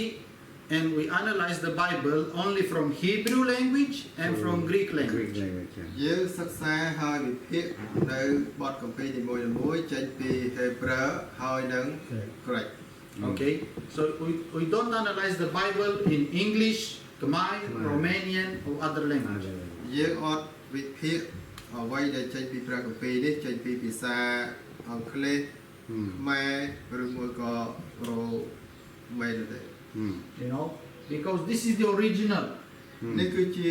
language ភា that សា the Bible was written. ដើមនៃព្រះគម្ពីរដែលត្រូវបានសរសេរចុះ อืม Okay, so if we want to know the truth, we have to study in the original languages. อืม ដើម្បីយើងដឹងនៅអ្វីដែលជាសេចក្តីពិតយើងចូលទៅកាន់ភាសាដើម อืม Okay, Yeah. so Hebrew 4 verse 9, ហេព្រើរជំពូក4ខ9 it's saying us that still remains the Still. Sabbath valid for the people of Yahweh. បាទតែហើយបើយើងបកប្រែមកចូលឲ្យនៅតែរក្សានៅក្នុងថ្ងៃសបាត់ อืม ឲ្យមានសុពលភាពនៅក្នុងរាជរបស់ព្រះយេហូវ៉ា อืม Okay, อืม so this verse is not saying anything about the future rest. បាទនៅក្នុងខនេះអត់បាននិយាយសំដៅទៅលើអ្វីដែលជាការសម្រាកនៅក្នុងពេលខាងមុខឬមកក៏អនាគតខាងមុខនោះទេ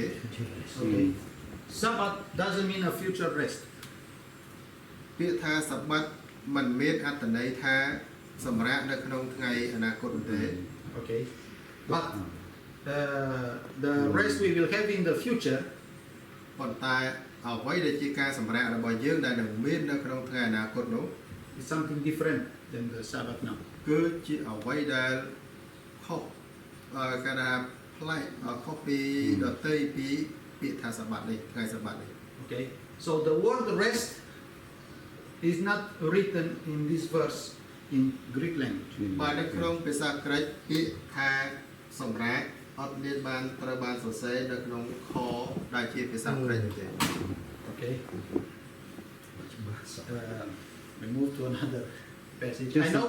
สับบัตที่ภาษาฮีบรูบอกทำไม so what is Sabbath in Hebrew Shabbat. and is that the meaning A rest day.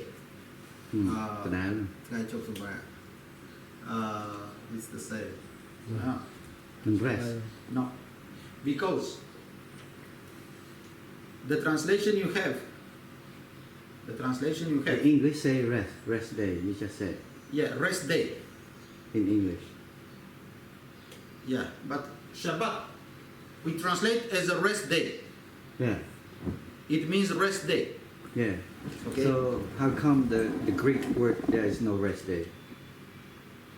No. Because sabbatismo Sabbatismo. I mean, in Hebrew we have Shabbat. In Greek we have Sabbatismo. yeah Okay. but Hebrew you have a rest day Shabbat, no rest day. This is the meaning. yeah this is the meaning But the name is Shabbat. yeah because it's a Hebrew language would you say rest Shabbat. day in Hebrew Shabbat.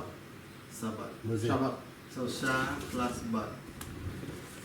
Yeah. No. Shabbat. it's one word Is one word. You cannot say because the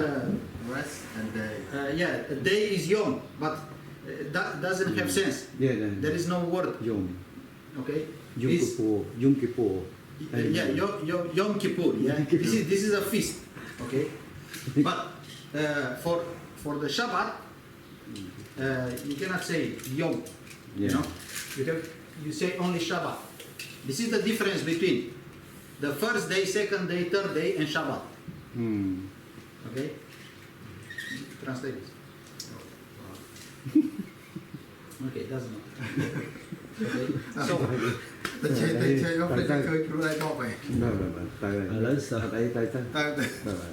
So, Shabbat, okay, Sabbatismo is the translation of Sabbat. Shabbat, translation or transliterate is the translation in Greek. បាទអញ្ចឹងគឺពាក្យថា Sabbatismos នេះគឺជាការបកប្រែពីភាសា Hebrew ដែលសរសេរមកថា Sabbat បាទបកពីក្រិចមក បកពី Hebrew មក នៅពីក្រិចបកពីក្រិចមកហេបរូ So Greek.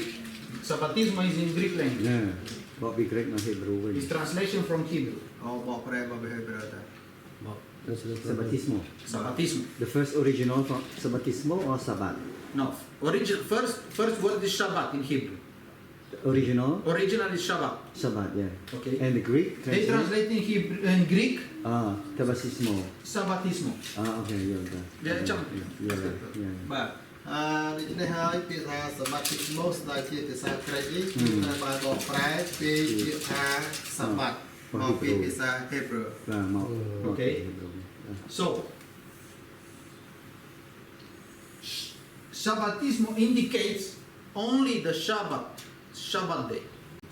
បាទអ្វីដែលជា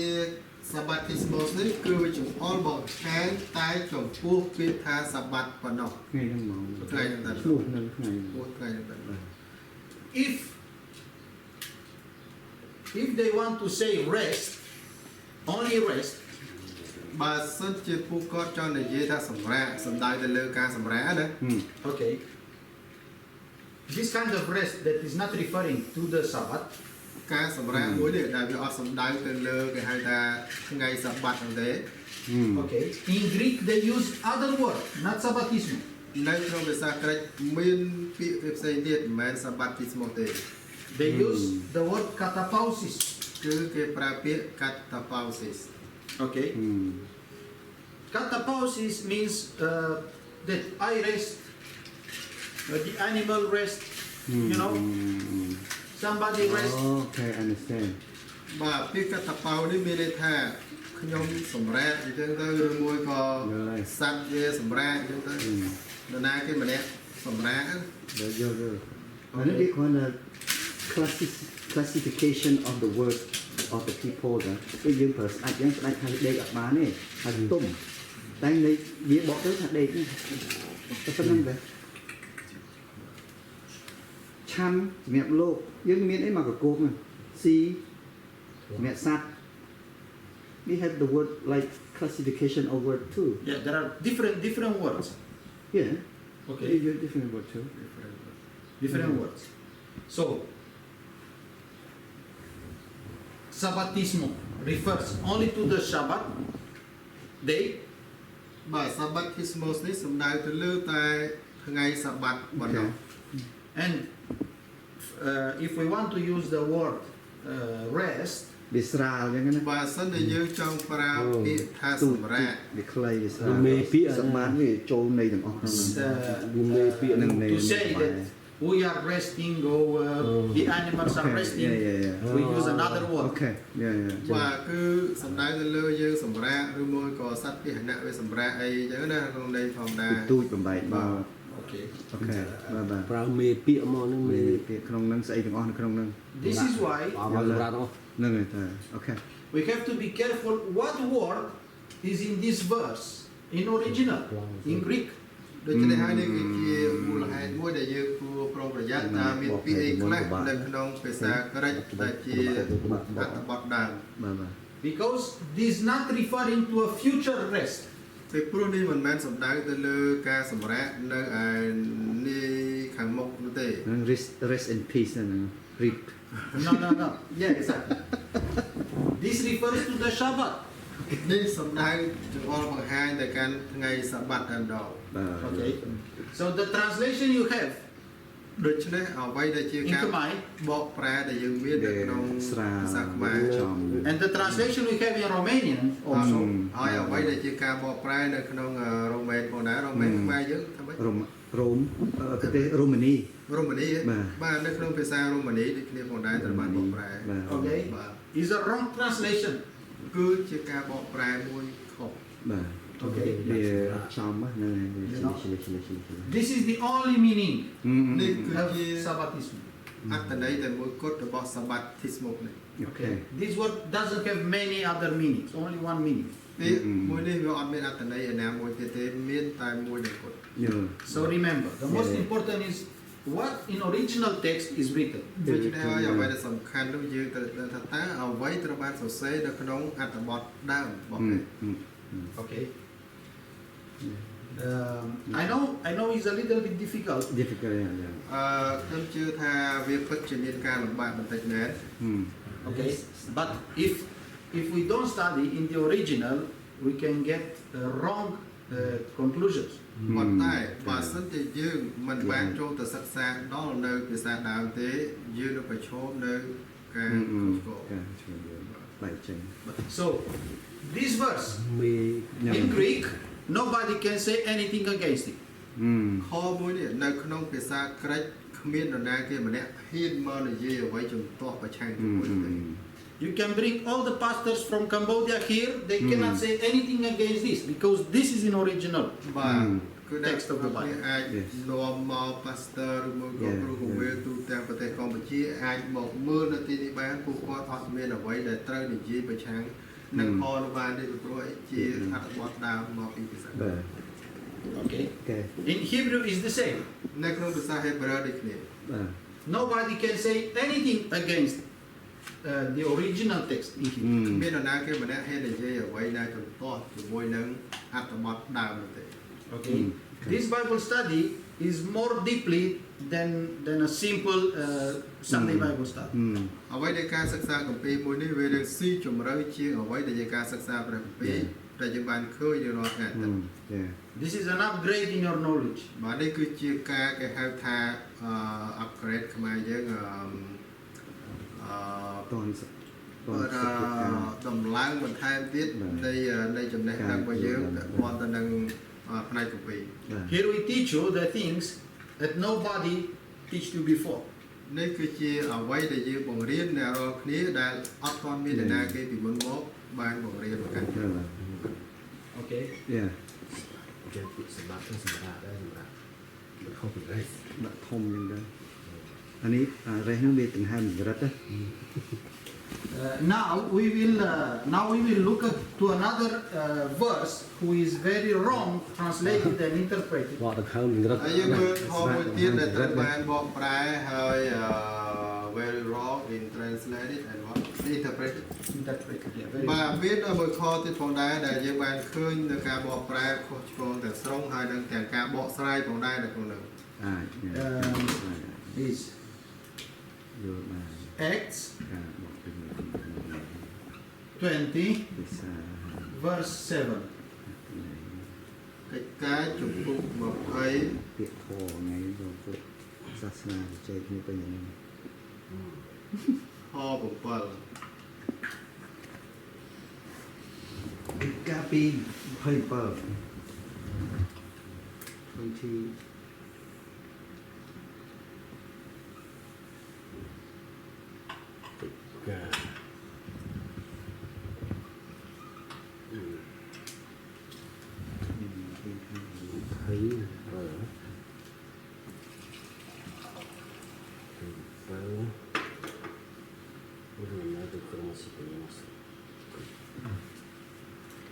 Red. Okay.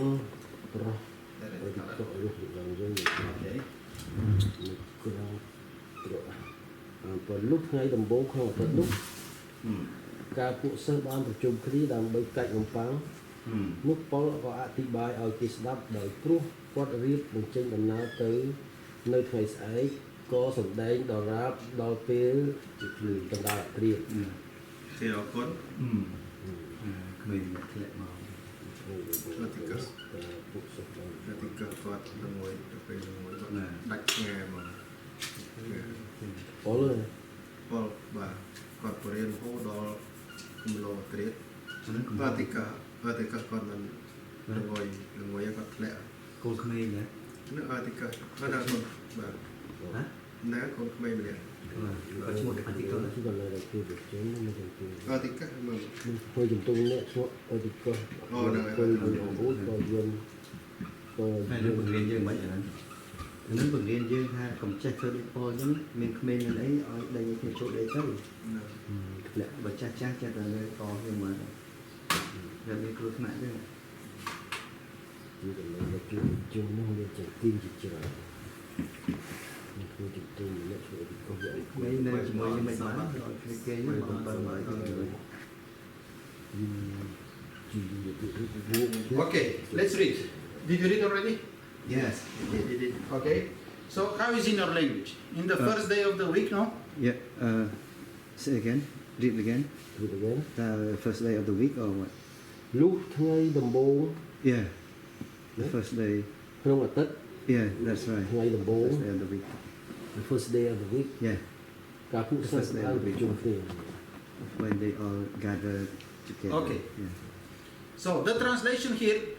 also in Romanian, is in the first day of the week we were all together. yeah បាទដូចគ្នាផងដែរនៅឯភាសាររ៉ូម៉ានីនោះក៏ដូចគ្នាគឺថ្ងៃដំបូងនៅក្នុងសប្តាហ៍ពួកគាត់បានជួបប្រជុំគ្នា Okay. សាបាទ so it took me on Sunday Yeah. the first okay Yeah. It means on Sunday. yeah បាទគាត់ហើយគឺ ហ្នឹង ថ្ងៃ ហើយ ដំបូង work it នៅសាហើយ But let's take a look of how this is written in Greek. ប៉ុន្តែឥឡូវចូលឲ្យយើងកន្លែងមើលថាតើខមួយនេះត្រូវបានសរសេរចុះនៅក្នុងភាសាក្រិកបែបម៉េច Brother, right. kita resi yo alfabet pi Greekច្រើនណាមកអាន Greek ទៅ Okay. alphabet Right. resi Mia, នៅ ton, ក្នុង sabaton. ជនក៏ វា នេះយកមកច្រើន Yes. គឺប្រការ មី សា យ៉ា ស្ត្រ ហ្នឹងហើយ ហើយពួកមង្គលយកវីរុស៊ីមកវិញ Mia, ton. អឺនេះដែលសារ 70% ដែលសាររុស្ស៊ីរៀបឲ្យដូចវៀតណាមអញ្ចឹងណាបារាំងរៀបឲ្យអញ្ចឹងទេមិនយកទេដែលសាររុស្ស៊ីទៅរៀបឲ្យ 70% សាស្ត្ររុស្ស៊ីចូលក្នុងមង្គល យក alphabet មកហើយចេញខ្យល់ជាម៉ុងហ្គូលី Okay. So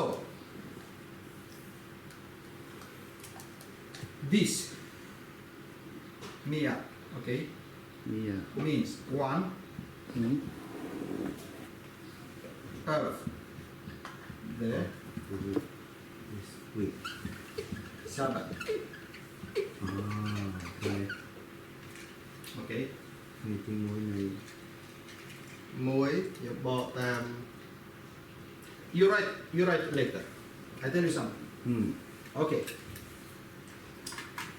Sabaton can has the meaning of week. ពាក្យ Can has this meaning also. បាទសបាតូនក៏អាចមានអត្ថន័យមួយទៀតដែលហៅថាសប្តាហ៍ Okay. សប្បាតូ This meaning is Sabbath. អត្ថន័យមួយវាគឺសបាត But សប្បាតូសម្រាប់អ៊ីស្លាម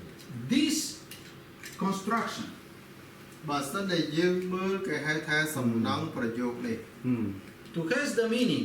first day of the week បីមានអត្ថន័យដែលអាចបកបានថាថ្ងៃដំបូងនៃសប្តាហ៍បាននោះគឺ according to the rules in the grammar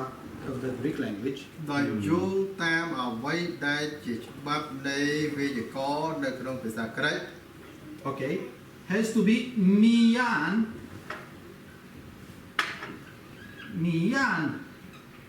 ton sabaton គឺត្រូវតែជាមីយ៉ាង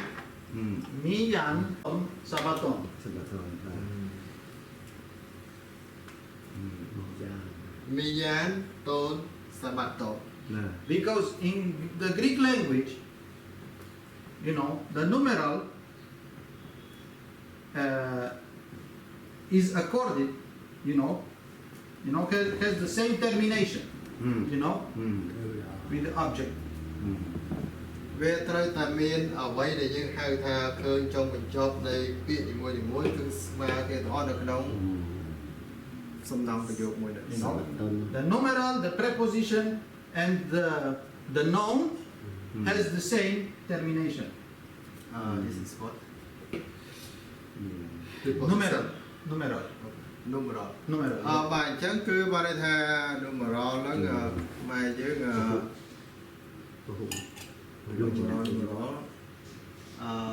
numeral is refer to number yeah referring to numbers numbers អូខេបាទអញ្ចឹងចំនួន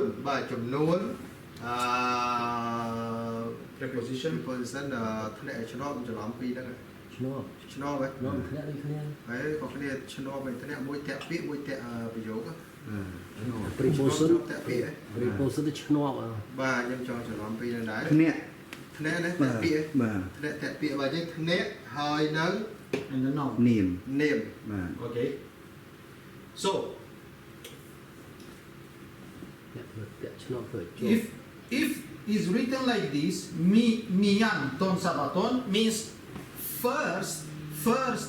day of the week first day of the week បាទបើសិនជាដូចនេះគឺយើងអាចនិយាយបានថាថ្ងៃដំបូងនៃសប្តាហ៍ okay but the problem is ប៉ុន្តែ in original អ្វីដែលជាបញ្ហានោះនៅក្នុងភាសាដើម there is no end here អត់មានអត់នៅទីនេះទេ no end បាទអត់មាន no នៅទីនេះទេ okay អត់អត់ so when is no end here the meaning of mia is one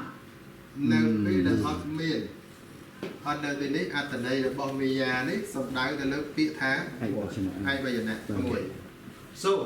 the translation is one of the Sabbaths បាទ we were gathered together បាទអញ្ចឹងហើយយើងបកមកវិញថ្ងៃមួយនៃមួយនៃថ្ងៃសបាតដល់ថ្ងៃសបាតមួយណាហ្នឹងហើយយើងបានសិស្សបានជួបជុំគ្នា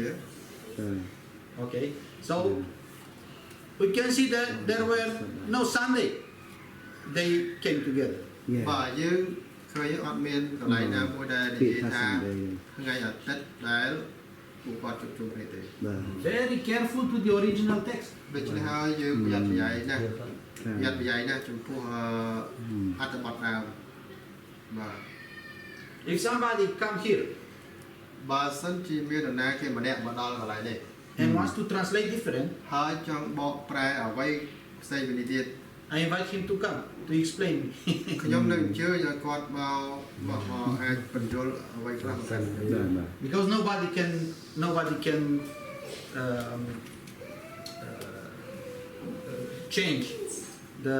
meaning and the grammar of the Greek language ពីព្រោះគ្មាននរណាគេម្នាក់អាចទៅផ្លាស់ប្ដូរច្បាប់នៃ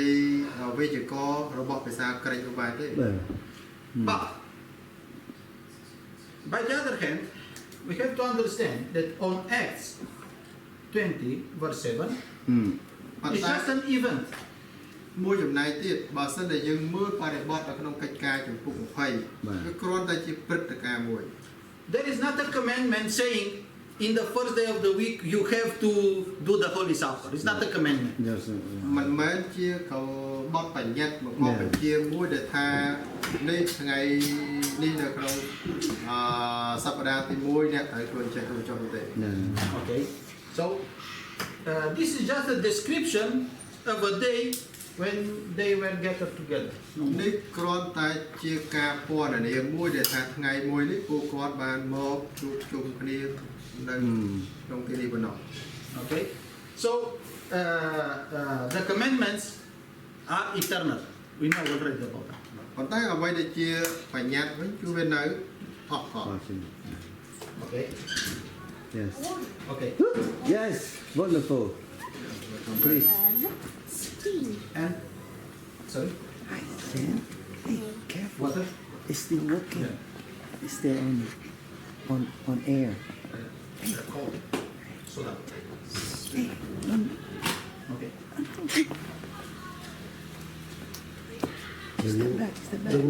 Hey, careful. Don't touch. ថ្ងៃនោះសបាត់ Step back. តាមពិតសម្បត្តិតែសម្បត្តិដដែលយើងសិក្សាស៊ីចំណុចទៀតចឹងបានហើយតយើងសិក្សាយើងសិក្សាខ្លួនឯងពីមុនយើងផ្ដោតទៅលើក្រិចខ្លាំងមែនតើដល់ពេលអញ្ចឹងដោយសារតែ Hebrew យើងបាក់រកគ្រូអត់មានក្រិចសម្បូរខ្ញុំទិញសភៅមកច្រើនឯគ្រូវាបរៀនតាមអនឡាញហ្នឹងមកខុសទៅពីវីដេអូយើងក៏ដែរខ្ញុំអត់មាន Hebrew ដល់ឃើញគាត់មាន Hebrew បានចង់ថាមករៀនជាមួយគាត់សាកមើលតើវាយ៉ាងម៉េចចឹងព្រោះនៅពេលខ្ញុំមើលក្រិចខ្ញុំយល់ច្រើនជាងមុនដោយសារវិជ្ជាករគេបកចេញមកមានមើលចឹងឃើញទៅអូខេមិនបាច់ វាគិតរួចពីប្រគ្រឹះទេ បាទ ទៅណាក៏ដោយ បាទអញ្ចឹង ពួកនឹងរុញទៅប្រគ្រឹះទាំងអស់ រុញទៅហ្នឹង ដែលរួចទៅប្រគល់ទាំងអស់ Sami aku mana register. ហើយចាំប្រគ្រឹះស្ដាំទៀតថាអ្នករកគ្នាមិនអាចធ្វើអ្វីដោយគ្មានខ្ញុំបានឡើយតែប៉ុណ្ណឹងខ្លីទេចឹងអីទាំងអស់រត់ទៅរកត្រង់ទៅនៅក្នុងមានមួយធុងហ្នឹងមានត្រង់ទាំងអស់បើមិនចឹងទេនៅហ្នឹងនៅជាគ្រាន់ជាចំណេះភាសាហើយកាលណាទៅចម្រោកធំនៅស្រែនោះពងបាក់កយកអត់ Okay. Told the brother they cannot fight with me. Yes. They cannot. Because I opened the Hebrew and the Greek. Together. If they can say something against the original language, it's good. But they cannot say anything. Of course. This is Is that? original. This is the original. Nobody can change this. Cannot. Yeah. Okay. Let's take a look. Colossians chapter 2 verse 16. ហើយយើងមើលនៅក្នុងកឡុសជំពូក2ខ16 កូនរក Colos.